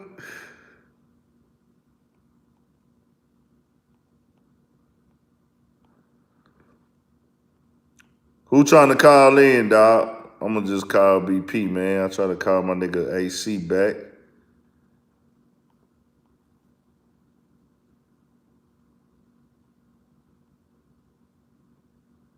Shout out to Dayton, Ohio, man. I fuck with Dayton, Ohio, man. We fucking with everybody. That's one thing about urban politicians, man. We showing love to everybody. We working with everybody. We tapped in with everybody. You feel me, dog? You feel me?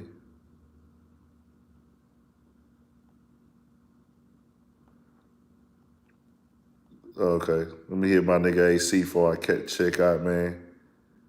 It was something I wanted to ask you, dog. AC, man, it was something I was trying to ask you, nigga. Fucking forgot, though.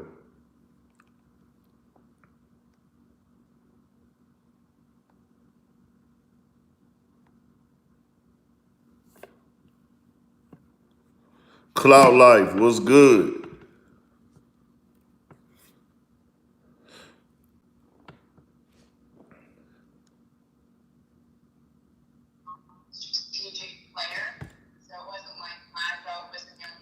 Yeah, I gotta get my shit up, AC, man. So when I come to LA, I'm able to reach out to these artists that got names out there, dog. That, huh? I said for sure that.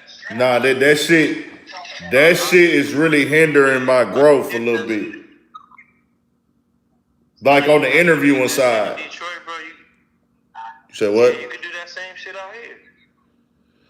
I said you could do that same shit how you did in Detroit out here. I fucked around and went and started following Wheelchair Goat and all of that. Oh yeah, Wheelchair Goat, that's my nigga. I fuck with that nigga. That nigga cold on that mic, dog. Yeah, no, I fuck with him. Yeah. I got a Detroit interview tomorrow I'm supposed to do. I gotta go and do that hoe for my boy. Do his shit tomorrow. See, that's cool. I ain't saying I gotta interview the biggest or the best, but I do want to get some bigger. Do you know about Chloe Easy? Nah, what was that? Oh, it's a chick my boy was telling me about. She cold as fuck. Her name Chloe Easy. She kind of be on like the new LA flow. Well, not the new LA flow, kind of that Drakeo the Ruler flow. And but she cold with it. She cold. Who else I fuck with in LA, dog? I fuck with a lot of LA rappers though, man, just to think about it. I like the Blue Bloods Clan niggas. Oh yeah, I fuck with them. They have heavy out here right now. Yeah, man, I caught them kind of early, but I was like, fuck, I couldn't really get to them, you know what I'm saying? Like, I'm out here, they out there and shit. I be watching them. They like a little Draco-inspired group to me. It seems like that nigga kind of inspired the whole little wave right now. He did. Yeah, like he inspired that whole little wave. I like that nigga, whatchamacallit too. I like Don Kennedy, man, but he kind of fell back a little bit to me, man. I think that's my nigga, man, but I don't think he really tripping off necessarily rapping. He like on some executive producing and shit. Like he on a lot of niggas' albums you just don't know. Yeah. He on some like behind the scenes shit now. Yeah. I just like even musically. That nigga got bread though, bro. He just chilling. I don't think he fucked up or nothing. I just felt like, man, musically that nigga was killing shit, bro. And then it was like he started kind of going to some R&B type shit. He was like an underground nigga out here for so long, though. But he was like on top of like the little LA underground shit. Yeah. No, that nigga at Houston on lock, nigga. I'm talking about selling out every show out this bitch at Warehouse Live. Oh, yeah. Yeah, that's I didn't even know that. Yeah, nigga, what? Nigga, I'm talking about Warehouse Live, nigga. That's not an easy venue to pack out, nigga. Like, that ain't no hole in the wall shit. He was selling out a bad motherfucker. When that Yellow album dropped, oh yeah, that shit was hard. that nigga sold that bitch out, nigga. He's selling out the same venue that Nipsey selling out. Currency selling that bitch out. Big Crit was selling that bitch out. Niggas like that, you know what I'm saying? Yeah. Sold that bitch out, nigga, and I was there. I was there. That shit was hard. Huh? I said he got a new album that he just put out, or like a couple of songs. If he don't got an album out right now, he got one dropped for sure. I watched all his videos. They was cool. I watched his videos. The new videos he got. I most definitely check those out. I always be tapped into niggas' videos. That's really my thing because as far as just listening to music, I might jam your shit when it first dropped. But I'm finna go back to my regular playlist. I'm finna go put on Money Man. I'm finna jam Babyface Ray. Or I'm finna jam Mozzie. Them my every three things. Money Man, Babyface, Ray, and Mozzie. And then I got a couple little mixes of other shit. Mozzie got a lot of shit going on where he's from right now too. Man, you know, I'm on the internet all day, so I know everything. I'll be like, oh, well, everything that's visible, you know what I'm saying? Right. I just be like, God damn, that shit too deep. That shit too fucking deep. That shit is too deep, man. But I fuck with Mozzie though, bro. Like, if I would have met him at the right time, I could have had an interview with that nigga. But what about you fuck with Filthy Rich? Hell yeah. Filthy Rich put me on Mozzie. Yeah, on everything. Filthy Rich, hey, that nigga rap the same way every song, but that hoe be going hard. Shout out to Lil Phil, nigga, Seminary. Seminary. I like that Top Ramen, that was my shit. That shit, that Real Niggas Back in Style. Yeah, Real Niggas Back in Style, part 2. The codeine, I be sipping on codeine. It was something like that. That hoe was hard. I liked it when they had One Mob. When they was doing the whole little One Mob thing with Joe Blow. Yeah. I liked it, that shit. There's so many of them niggas from up there, from the Bay. Yeah. I like Messy Marv too. Yeah, I fuck with him. That nigga Messy Marv, him and Mozzie had that mixtape. Gangland niggas just party, man. That hoe was hard. BP ain't like that hoe at first. BP fuck with that hoe now. Hope it's your birthday. It might be your last party, man. Yeah, I like Lavish D too, dog. I like the Bay, period, man. Me too. I like, bro, it's be fucked up because these rappers being beef, bro, and I like be fucking with both of their music. And I be wondering, like, hey, bro, are you mad would you be mad at me if I like the nigga music that you don't like? Like, cause like when 50 and Mozzie was having they shit, I was like, man, I want to interview both of them niggas, but it's like, I wouldn't even ask them niggas about each other, but it's like, are they cool doing an interview with me knowing, hey, nigga, you just interviewed that nigga there? Like,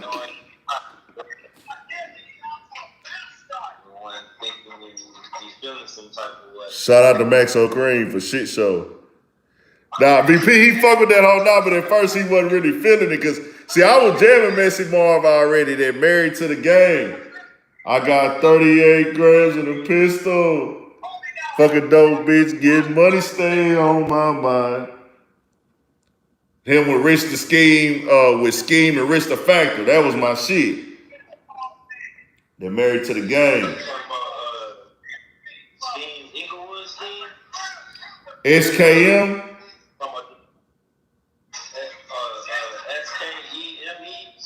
Yeah, I think is he older or young? No, he's not that old. Probably like around our age, a few years younger maybe. Nah, I don't think it might not be him then, because he on the song with Messy Marv and Rich the Factor. That song old too. I just fuck with that hoe. That hoe just on some underground. I be listening to a lot of ratchet shit at times. Underground shit that niggas would never listen to. As you can see, dog, because I'm in Houston, and you can see I'm knowing like a lot of the songs and artists you talking about. Like, hey, it should be crazy when niggas get to beefing in these comments in this chat, bro. That shit be funny as fuck, dog. Niggas don't know each other, ain't gonna never see. Get the beefing in this on some dry shit. Man, it's crazy though, bro. Like, we in a real hateful world, man. I was really thinking I gotta find a way to transfer this little energy I got towards 3 niggas out here, bro, because these niggas have hated on me to the point where I'm like this right here. If you show me a sign that you hating, I'll like document it, but I'm the nigga that will do little shit to make sure that I know that you're hating. To where if it comes out, you can't even defend it. I'm really like a motherfucker, dog. Like, so I got 3 niggas out here who have hated to the point where one of them, he just couldn't even take it. He just grabbed a rope and put it around his neck. It's undeniable what he did. He can't even give no explanation. The other niggas will try, they can try to say they wasn't hating, but it's like, hey, bro, well, here's the evidence that you hated right here, right here, right here. You did this, this, and this, and that. And I want you to look at it, and I want you to feel like the bitch ass nigga that you are. And I want you to admit to me that you're a fucking hater. And I don't think them niggas will be able to do that, so they'll just be like, you know what, fuck that nigga Ant. And it's simply because of this platform, dog. It's nothing to do with like, huh? I said when you doing something that niggas ain't took the time to figure out and doing their own, like. But them niggas is doing it. They just don't go hard as me. I'm not more talented than niggas. I'm not more talented than niggas. I don't have more money than niggas need to do this shit. There's nothing that they have that they don't have that I don't have. The only thing that I have more than these niggas is a passion. You know what I'm saying? I'll turn down some pussy to go get it, to do a interview that I want to do. You feel me? I'll stay up all night. Like, I'll stay up till 3, 4 in the morning. Like, I'll stay up till 3 in the morning editing videos. I'll stay in the house all day making videos. I'll go do interviews. I'll go do vlogs. At one point in time, I was interviewing anybody. I ain't doing that shit no more, though, because that shit don't pay off, like, the energy and the time. And I feel like that's what'll make me outlast niggas in the long run. You know what I'm saying? Like it's a lot of niggas in the game who didn't like, and that's why I quit paying attention to the numbers a while ago, and then I'll get caught up in that bullshit. But I had to quit watching the numbers because I'm not doing the same type of content as niggas. You know what I'm saying? And of course, if you're doing beef and this and this and that, you're gonna grow way faster than me. You know what I'm saying? They doing the shit that's chasing them. Yeah, I don't chase the numbers like that, man. And I'm cool with that. But now I'm ready to get out there to LA again, man. I got some artists I want to tap into out there. I got to pop out, and I'll probably get an Airbnb in Hollywood or some shit. That's where we was at last time. On Las Palmas. Huh? That's where you need to be at, where everything that's cracking at, like as far as the nightlife and all that type of shit. Man, I ain't even fucking with that nightlife this time, bro. That shit was so fake to me. We went to we went to Playhouse. We went to Boosie Bellows. We went to that fucking whack ass One Oak. The only spot that was cool was like that little hookah spot. But, yo, damn, my nigga, his shit got disconnected again, y'all.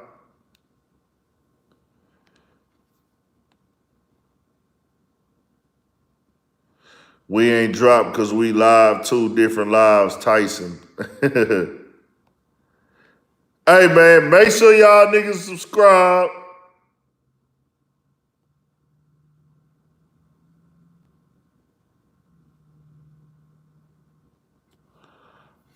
Urban Politician TV, make sure y'all subscribe to the channel. Make sure y'all follow me on Instagram if you want to, if you got Instagram. Urban Politicians _Big Ant. I'm glad I made it through another night of not smoking on here. We lit, we Gucci, we good. What else, y'all?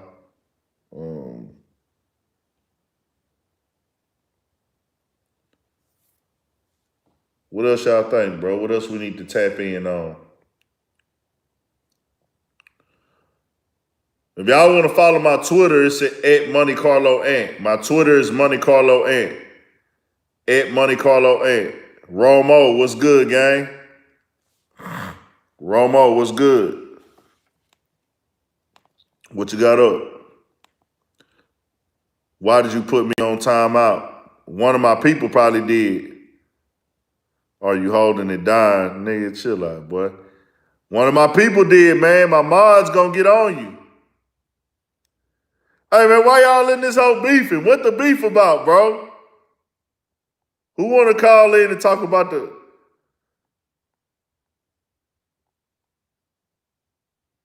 Yeah, they, K-Funny just squashed it, I think. Dominique Gray, what's your Instagram, man?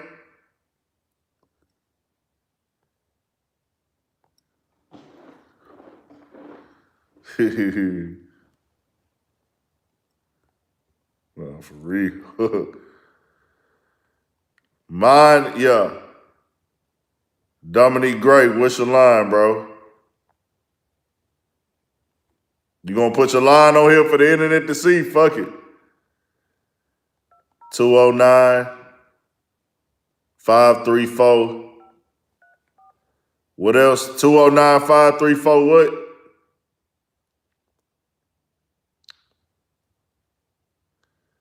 Two oh nine 534. What's the line, bro? What's the rest of it? 534 what?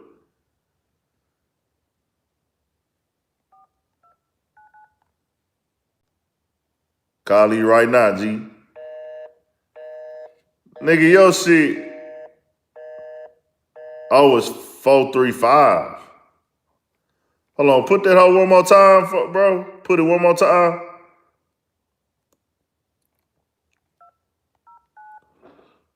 53.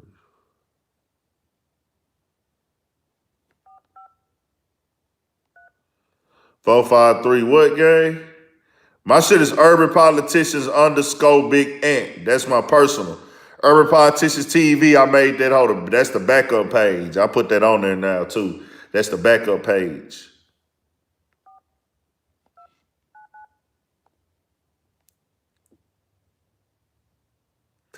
These niggas on this whole beefing, nigga. What the fuck?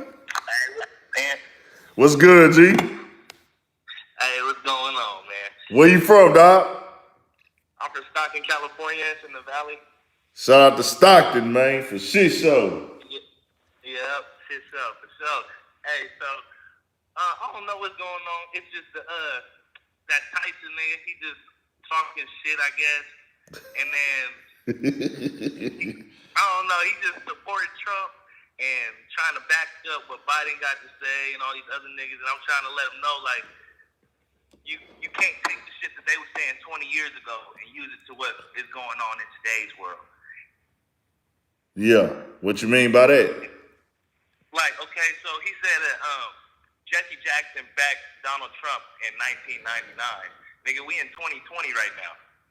Okay? So the person that Donald Trump was in 1999, he didn't show his true colors until basically he hit office anyway. So niggas didn't know he was fucking racist. Then they didn't know that he was gonna be back in the Klan and not really having anything bad to say about the riot. You know what I mean? So yeah, there was a whole bunch of rappers and athletes that he kicked it with because he was in that lifestyle. Mm-hmm. But he didn't have the opportunity or the reason to really showcase his true colors at that time. Facts. So that's what I'm basically trying to get at. And then I don't know. You know, they internet trolls, bro. They ain't gonna say none of that shit in person. They wanna say all this shit on the internet though. Mm-hmm. Facts. You right, bro. You right. Tyson, are you one of those type of niggas? Because when we got smoke in the chat, we gotta handle it in the chat like some real niggas. We political partners. Tyson, That part. are you the type of nigga to disrespect niggas online, and then if you was to see a nigga in person, your pussy get wet? I'm just asking because it's a lot of niggas like that. The 3 niggas that I'm having issues with right now with this YouTube shit, and these niggas are really from Houston. Like, really from Houston. Like, these niggas have platforms in Houston. They Houston based. And these niggas can't stand on nothing. So, Tyson, are you one of those niggas? It seems like it's like 80% of niggas on the internet like that now. Tyson, are you that nigga? I need the answer. Oh, Tyson from the Bay. Tyson said he's standing on that. He said Tyson said y'all got the big fucked up. Tyson Garcia, no. He said he keeping facts. Okay. So your issue is basically Tyson is speaking on that nigga from Frisco. Okay. Oh, that nigga in Frisco. Like you only an hour away. All right, nah, man. We ain't finna get into that, man. Y'all niggas chill. We finna end this shit right now, man. Tyson, man. Is you on? Do you have Instagram, Tyson Garcia? Tell Tyson he can call in. No. I'm finna see. Hold on, let me see. Tyson, do you have an Instagram? Tyson. He in the Bay by way of Jersey. Okay, Tyson Garcia, do you have an Instagram, no G? Do you have Instagram? What I'm asking. He said by way of Jersey. Tyson, do you have an Instagram, man? Yes or no? Come on, G. He stole his caregiver's phone. Man, Crazy Dream, why you beefing with Tyson? You said who? Crazy Dream. So you have Instagram, Tyson? It's Urban Politicians _Big Ant, Tyson. Are you for to follow me on there? Oh, he say he just tripped. He just bullshitting with him. He just bullshitting with Tyson. Oh, Lord. Tyson, I'm trying to holler at you, bro, to see where you standing on this shit, man. So what's going down out there in Stockton until Tyson follow me on the gram or however he gonna get in contact? What the hell? Oh, snap. I just got some weird news. Yeah, man. So, ain't nothing out here. We actually calmed down as a city a lot. No shit. Stockton, it used to be wild. If you look back in like 2012, 2013, shit, even up to 2016, we was pretty crazy. Damn. But last couple of years, we got a black mayor a few years ago, and he like took the whole town over. And he young as hell. And we actually went to school together. He like 27, 28, something like that. But he's hella young, and he just took the whole city back over and stopped all the violence, because there was a whole lot of violence going on from the north side and the south side of the city, and they was tearing shit up, dude. Tyson Garcia, you talking about you giving your line, or we doing Instagram, Tyson Garcia? What you doing? I want to see it. Call him. No, I'm trying to see how you want to do it. Let me see. Oh, what's your line, Tyson? Hold on. Matter of fact, we finna settle this on 3-way. He said he dropped his line. He ain't dropped no line. I ain't see no line on there, Tyson. What's the line? Ain't no phone number on there, bro. Tyson, what's your number, bro? Put it on there, nigga, if you bout that shit, bro. We finna end this shit right now, nigga. Like I say, nigga, we don't do that. Drop it one more time, my nigga. Come on, Tyson. You gotta stand on that shit, man. We finna let y'all get this shit off before we end this shit. I dropped my shit 4 times, Tyson. You capping. Yeah, everybody saying you capping, Tyson. Come on, bro. We don't lie cap niggas in the chat, man. No cap rap in the chat, Tyson. We'll do that. We don't want to take your political inclination away, my nigga. Tyson, you politically inclined because you be in here, bro. Don't make me have to take that away from you, dog. Tyson, come on, man. Now you trolling, bro. You don't see my number? Nah, bro, you been a troll all night. Nigga's a troll. I think I seen that nigga in here troll. Hey, I think that nigga Tyson been in this whole trolling before, man. For real.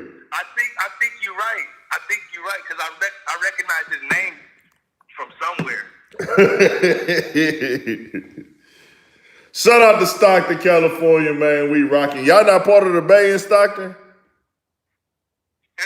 Ian, what you got to say is what I want to know. Hey, I fuck with the Bay. Okay, so Stockton ain't the Bay? Stockton is the Bay or no? No, not really. Okay, so you got LA, which is like 7 hours away. Then you got the Valley, which comes basically after you leave LA County, and then it goes up north till you hit like Fresno. I guess you can consider that the Valley too. And then after that, then it turns into the Bay Area because you start going like west toward the coast. And we're a little different. We built a little different than the Bay is. But I fuck with my Bay Area niggas. Yeah. But we just built a little different. They don't. They're like, I don't know. They consider the Valley, I guess, Cowtown. They used to call it Cowtown when I was younger. Yeah. Yeah, but I mean, we ain't country or nothing. We just, you know what I mean? I don't know. We just move different. We ain't in cities. It's a little smaller, so everybody know each other. Yeah. It's easier to get into some shit, I guess. Tyson Garcia say he hit the DM, man. Let me see if this nigga bullshit. Tyson Garcia, bro, I got one nigga want to get back in this chat who got blocked, but I don't know how to put him back in. Who got blocked? Francisco Beats. Francisco Beats. Oh, Tyson Garcia did hit me. Okay. I'm finna call you right now, nigga. Hold on. Call him.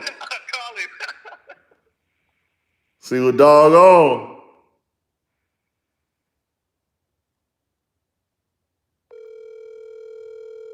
Yo, what up, big gang? What's up, dog? Hey, I'm finna link you in, bro, so y'all can go in this shit, bro. Oh, of course, of course.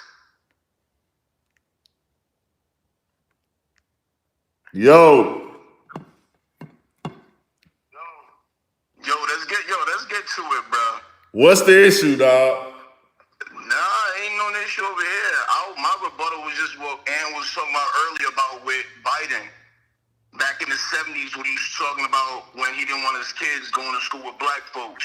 So if we gonna bring up old shit, my thing was bringing up Trump. 20, 30 years ago, doesn't matter what it was. Black folks was fucking with him. They were hanging out with him. They was chilling with him. Diddy, Oprah, all them folks was hanging out with him. Now, you call yourself, that would be a lie if you said, well, they didn't know that he was racist. Get out of here, bro. Nobody buying that bullshit. How that's a lie? Was he no, that's wait a second. So wait a second. So when you showing love to black folks, it's okay. But then all of a sudden, when you find out how did they find out he was just racist? When he became president? Obviously, he wasn't taking that to their face, right? If he was showcasing that to Snoop face, you think Snoop wait a second. He showed it to black folks' face? All these athletes, you think O.J. Simpson would have been taking pictures, having him at his party? O.J. Simpson might have, though. O.J. Simpson might have been cool with the nigga still, to be honest with you, even if he was a racist. That's O.J. So I'm talking That's O.J., yeah. O.J.'s not black, remember, he's O.J. Yeah, you're right about that. No, but so you mean to tell me that nobody knew that he was a racist until he became president? That's kind of hard to believe because he's still the same man from 30 years ago. He was the one when he was a Democrat. He was telling people that when he becomes president, and he said people will vote for him because they're fucking stupid. He did say that. When now say that?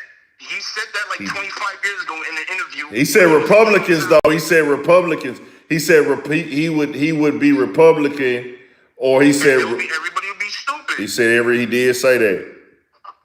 He did say that. I remember they say everybody's stupid as fuck. and Republicans are dumb and they will vote for me. So now majority of the Republicans are white. So then he's calling white people dumb. Now, whether he's racist or not, he could be, maybe not. But we know for sure that Biden is. We know for sure. He gave a eulogy at the Grand Wizard's funeral not too long ago. No one said anything about that. Everybody's like, well, that was his homeboy. Ain't nobody disputing the Biden's a racist here. I'm not. But Biden is a more outspoken racist than Trump is. I can't, not now. Biden has heated. No one's denying that. Now Biden is hiding it a lot to me. Trump, we have to go off what Trump has done in these last 4 years. Trump has been No, absolutely. I agree on that. But for me, I'm not a Trump supporter. I'm not a Biden supporter. I don't support these two old white dudes that this is the best America has to offer. That's crazy. I'm with you on that, boy. I'm with you on that, Tyson, my guy. I'm like, that's terrible. I'm like, this is the best America has to offer. These two old white slave masters. Facts.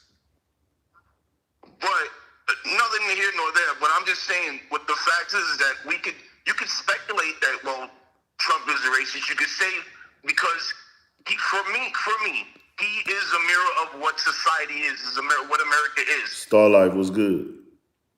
So that's with me. With Trump, when he speaks, we speak like that often, every day, all day. That's how America is. We're brash, we're bold, we talk shit. America, the whole United States. How Trump acts is the way Americans act every day. Doesn't matter what color you are, your creed, ethnicity. That's how we are. That's how we act. We are not civilized people. But then when it gets thrown in your face, we're taken aback by, oh my God, that's crazy. Do you hear what he says? But that's what fucking people say every day, all day to each other. Okay, so let me get this clear. My guy. Are you saying that Trump is an acceptable president? Like, what is your message here? No. We weren't talking about what's acceptable. We were talking about was he racist or not.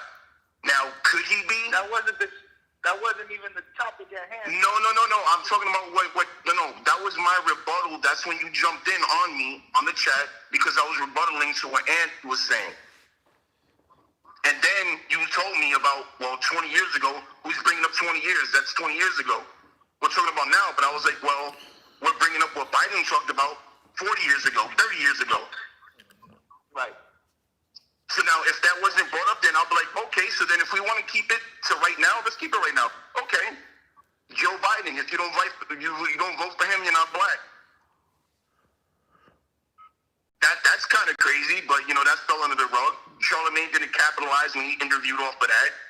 So that was swept under the rug. When he's talking about the Latin communities are more together than black communities, that's a little slap in the face. But that was let go too. No one said nothing about it. Because we hate Trump so much, we don't care who's in office. We'll let them know, hey, this guy's racist, but you know what? He might be a better master. He might feed us a little better. He's a better master. Hey, I ain't gonna lie, I ain't gonna lie, Trump didn't deserve to be president no more off of how fucked up he handled 2020. That I agree with. Simply off of that, let's not even get into all the other out of line shit he did. His mishandling of the coronavirus showed us in the way he just spoke on it, even if he can't really push buttons behind the scenes, the way he spoke on it, the information he put out, the things he said, it's like, hey, bro, we need a leader right now, nigga, and you're clearly not it. Like the leader like he was supposed to. He just bloviated. He had any couth. Like, I understand exactly what you're talking about, bro, and you absolutely right. You absolutely right. And was he wrong? And that's why I'm like, I'm not for Trump. I'm not for Biden. First of all, you're not going to tell me what to think, what to say. I'm not going to be a robot in Biden's camp, and you're not going to speak to me in a particular manner like how Trump does.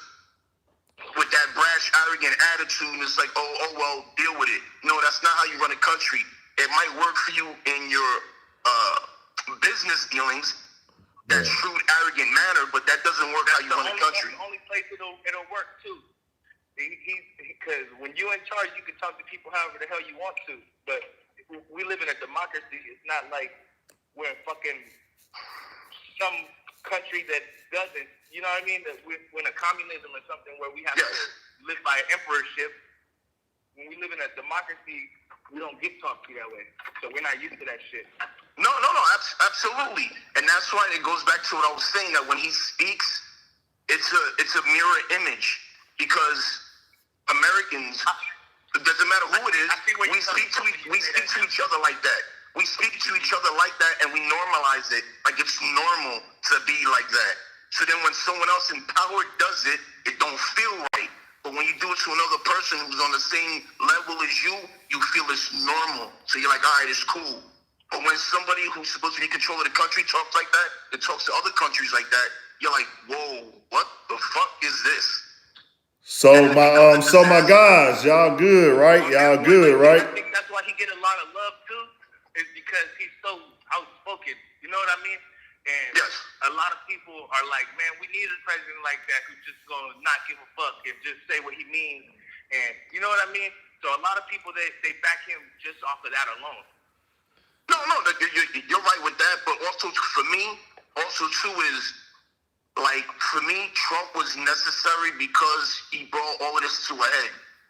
Like, it was bound to happen, and then now it happened, and he just happened to be president. So everything that went on, for me, was necessary. Like, the division, because now people are starting to wake up. Like, the youth is starting to wake up and understand and see and not be sheeple and understand and starting getting the knowledge of what's going on in the world. Okay, so I want to ask you this. So you said that it woke us up, right?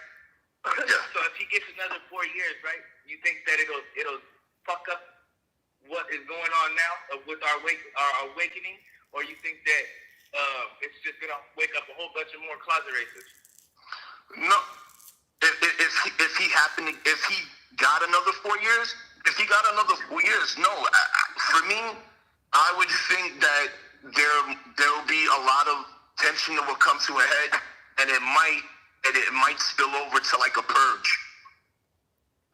Mm-hmm. You know, but then also too, that, or even with Biden going on, with everything going on, like with the vaccines and everything. How can you tell me that you could live 99% from COVID, right? But then you want me to take a vaccine that's 95%? I was like, if my immune system's better than the vaccine, why am I taking the vaccine and what's in it? Exactly. I'm not fucking with that vaccine. I ain't gonna lie to y'all. Let's talk about that in the chat. I need the chat right now. We got 127 currently watching. This chat gonna probably do some numbers on the replay when they add all the numbers up. I need everybody to participate here. Are y'all going to take the vaccine? Yes or no? Everybody, yes or no? I need everybody answer. We want to see how many no's we gonna get. Yeah, how many no's can we get on the comment section? I'm saying hell no. Take it for what? You don't know what's in it.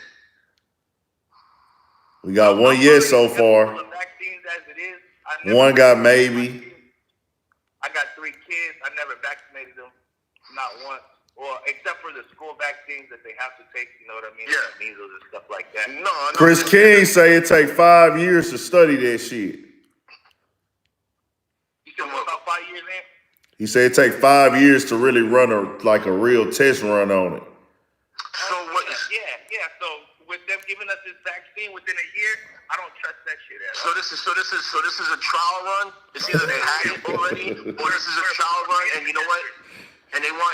They want the minorities and the people who, because now there's no middle.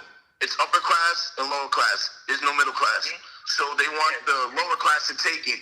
Like, so people, like in the hood, you get sick, you die. You know what's happening? Next year, your building's going up, and they're gentrifying your whole neighborhood, and then then they're kicking everybody out. Yeah, of course.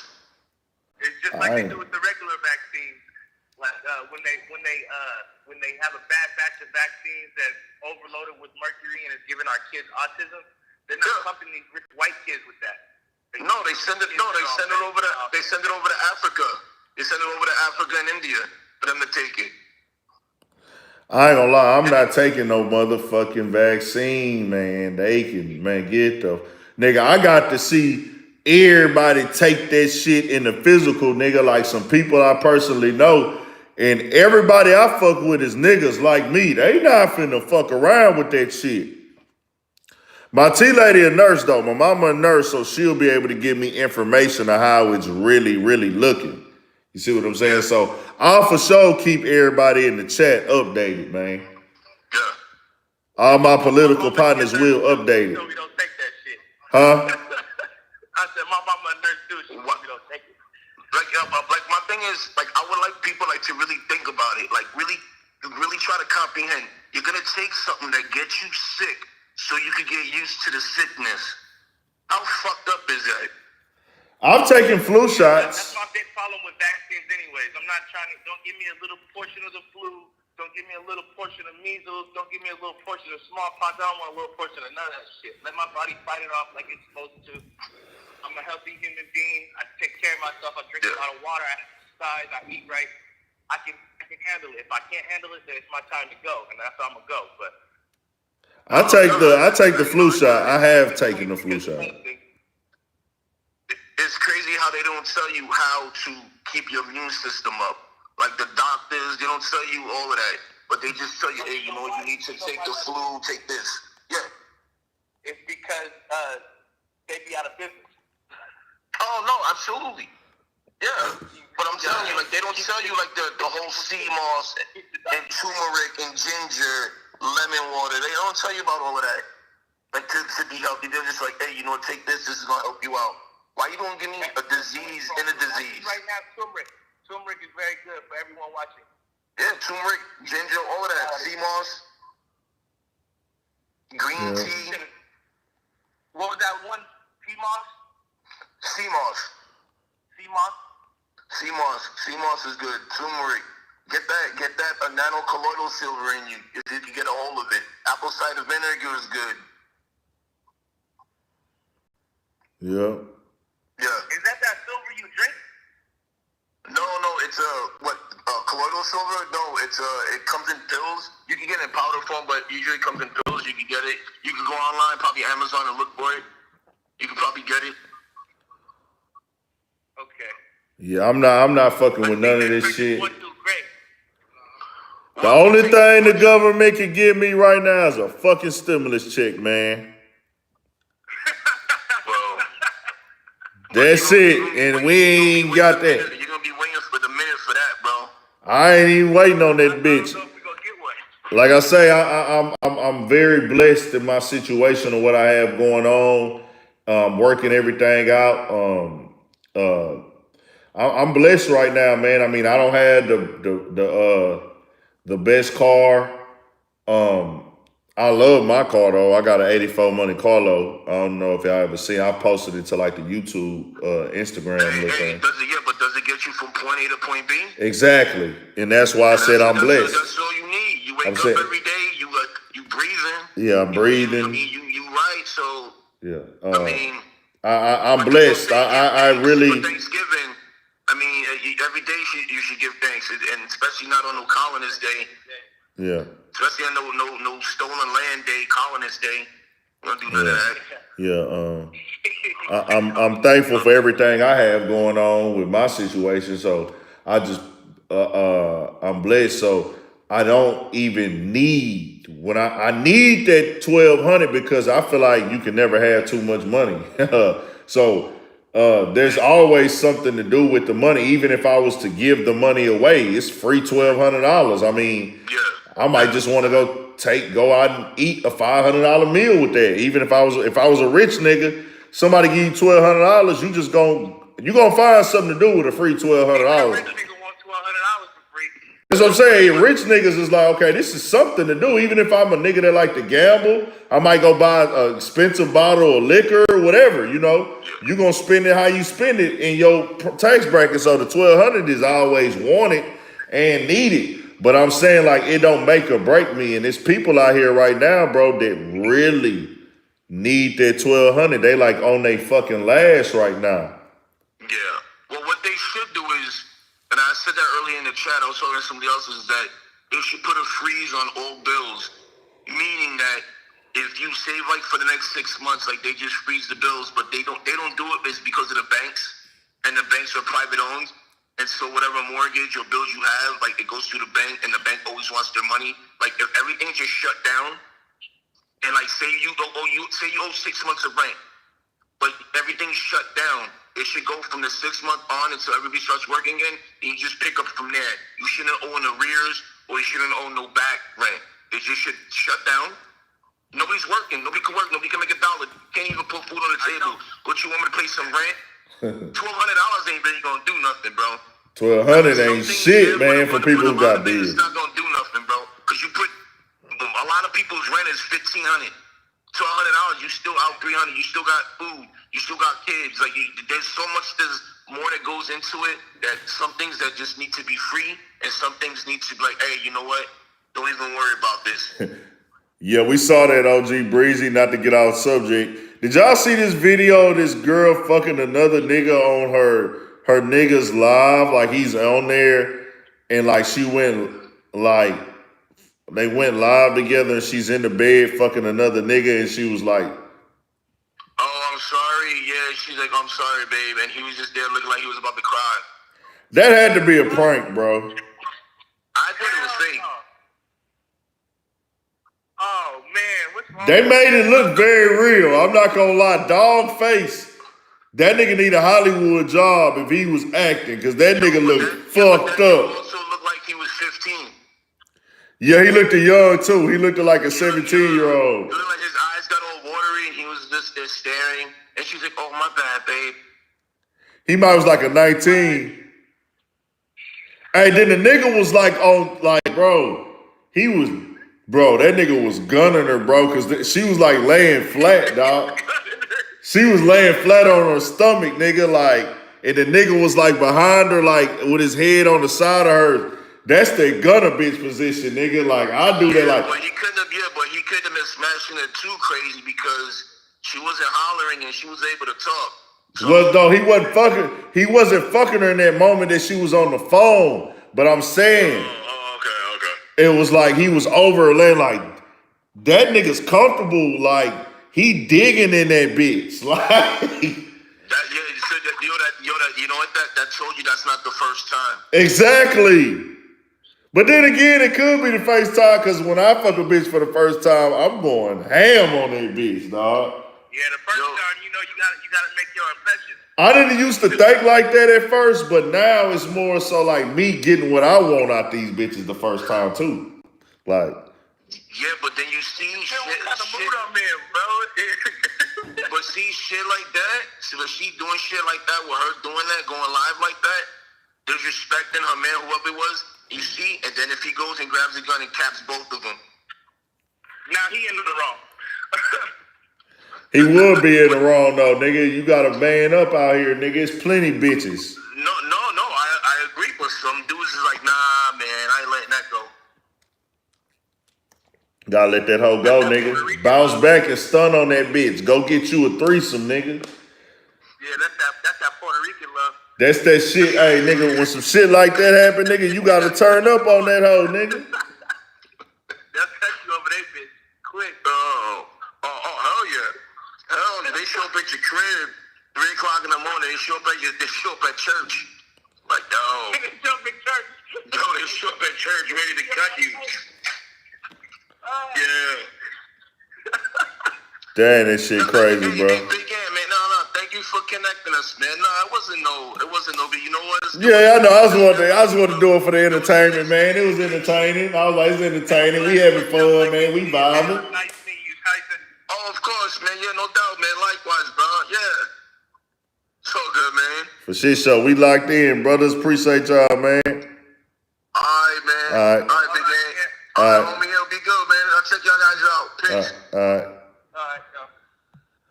Yeah, man, y'all see how we do in the chat, man. We brothers, man. We players. Boss player tactics, man. Y'all know what the fuck going on, man. Nah, I never thought it was a real issue between my guys. I just like to, we got to entertain here too, man. It's a talk show, man. Tyson Garcia, my guy, salute, brother. It's a talk show, man. We got to live it up, man. We got to entertain, man. We got to have fun, bro. We never know what tomorrow might bring, man. We got to live it up. We got to have fun, all that shit. The shit show. So, okay, we'll do this before we get out of here. Tekashi 6ix9ine in the club. What the fuck did y'all think about that?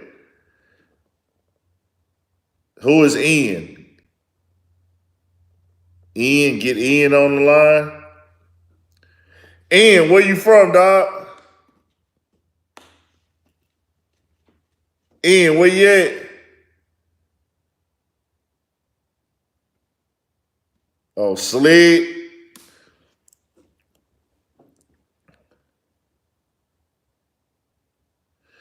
So why would Javante beef with him, though? That's what I asked, like. For shit show, Dominique Gray.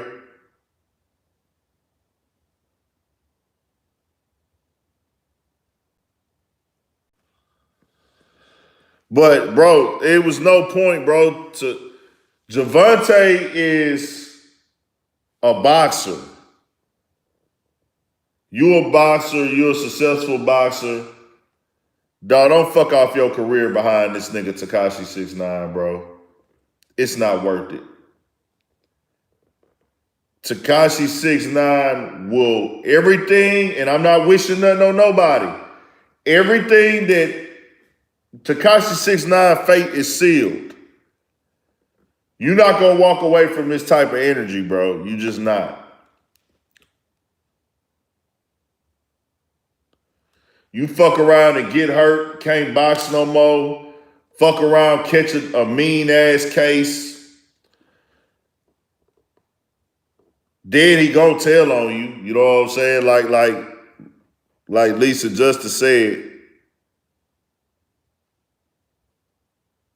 It is what it is, man. But I appreciate y'all tapping in, man. Subscribe to Urban Politicians TV. Make sure you are subscribed right here. That too, Warren Lopez, that's the first thing I thought. Javante hands are registered. He couldn't do nothing. Tyson Garcia, good looking, man. Hey, appreciate that $5, but from now on, I tell everybody, do not send nothing to that super chat. Send it to the Cash App. I won't ask y'all to, but if y'all ever want to donate, spread that word. If y'all ever want to donate, do not send to the super chat. Ask me, and we'll put it in the Cash App. You good, Tyson Garcia? It's all love, bro. It's all love. It's all love. Because we don't get that Kristen Menegar. What you on? Blowing hearts. You want to call in, Kristen, if you real? Kristen, are you real?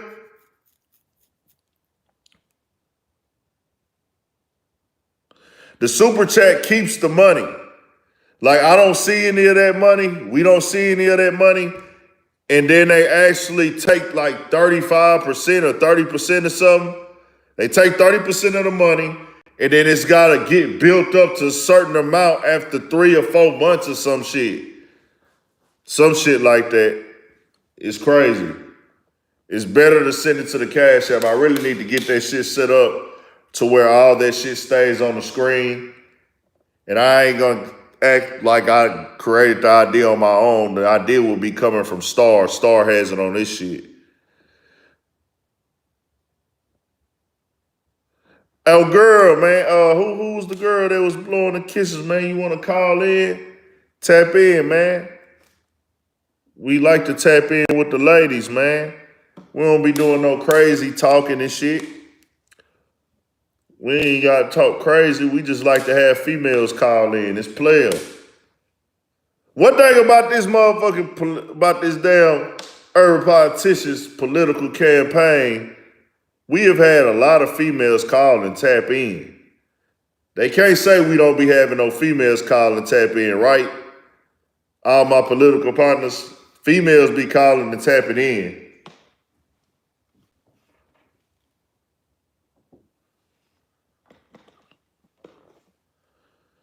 We got a nice little support system with the females, man. And we love that. We got to show them love. The females be tapping in, man. Hey, I got to listen to academics talk about Megan Thee Stallion album. Boy, that shit was funny as fuck, dog. Take me off timeout. You not on timeout. I can... Ian, you not on timeout, nigga? Romo, what's good, dog? Please don't say nothing about a fucking slab. Jay Tracy talking about I look like Don Kennedy. Chill out, man. Shout out to Don Kennedy, though. Fuck with Don. He got some good music. This nigga said, bro, take the stimulus check and get some 84s, bro. Get the fuck out of here, dog.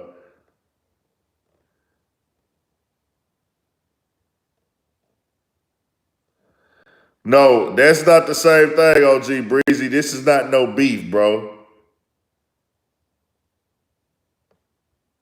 I'm not into swingers, dog. I'm just not. It ain't nothing personal against swingers.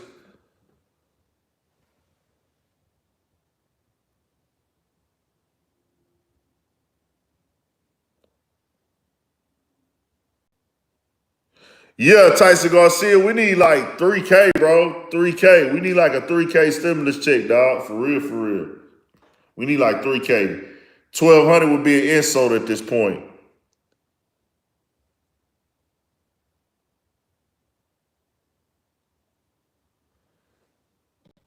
1,200, like, what we gonna do with this, nigga? This shit like 8 months late.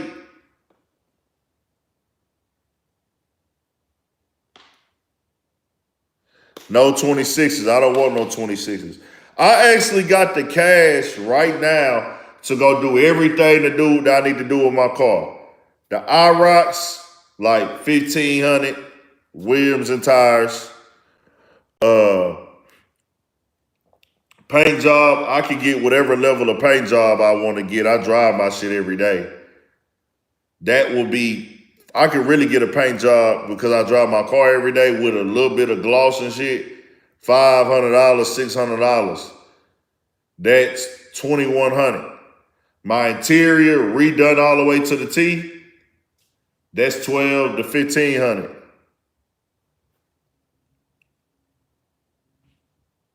I'm in the game. $3,500. I'm in the game. For real, for real. $4,000. I'm in the game. That's rims, paint job, interior. I'm good. I already know what rims I want to get. I want to get the IROC, so we straight on that. Dominique Gray, yeah, I got to get my shit done. I just be bullshitting, dog. I don't be giving a fuck. I actually want to buy me another old school, bro. Joey Fats inspired me. Like, now I'm to the point now where, because I feel like I don't have to live up to nobody means, I ain't got to impress nobody. Consistency, Noah Price. I drop a lot of content. I got an 84 Monte Carlo. 84 Chevrolet Monte Carlo. Not the SS, though. Not the SS. I was thinking about getting a, I don't think I want a Cutlass, though. I don't think I want a Cutlass. Maybe an old school truck, like an 84 Silverado or something. But now, you know what? I need to get a more, like, everyday reliable car, though, bro. Like, just to drive around in every day. I wouldn't even mind getting me, like, a little blacked out Honda on some black wheels right now. A van, too. Maybe a van. But I need a car, though, like a little just, hey, let me hop in this hole and get rolling and go. Nah, I don't want no fucking Bronco, nigga. I want something that's reliable, that's quick, cheap. I don't even, at one point in time, bro, I was like, nigga, I gotta go get that new foreign, bro. And now I'm like, man, I don't want no fucking foreign. I don't care.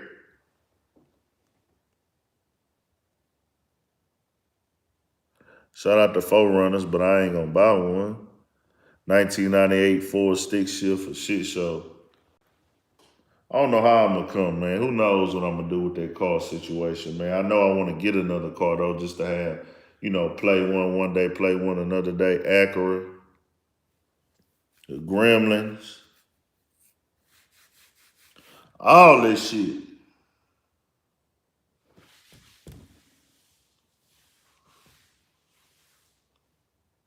'87 Nova, yeah, them hard.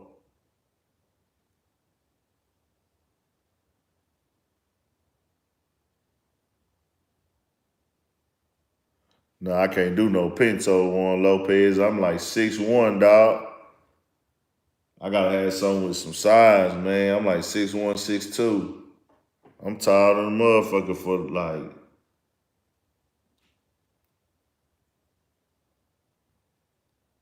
Not on no like super giant tall, but I got height on them.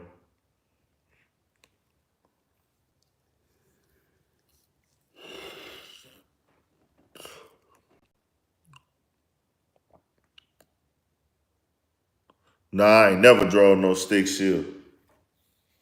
But shit, I'm gonna tap in with y'all, man. Make sure y'all subscribe. I'm tired of the motherfucker, man. Let me go lay it down, get ready for my day tomorrow. I got an interview to go do tomorrow and all that shit. Make sure y'all subscribe to the channel, man. 1,000.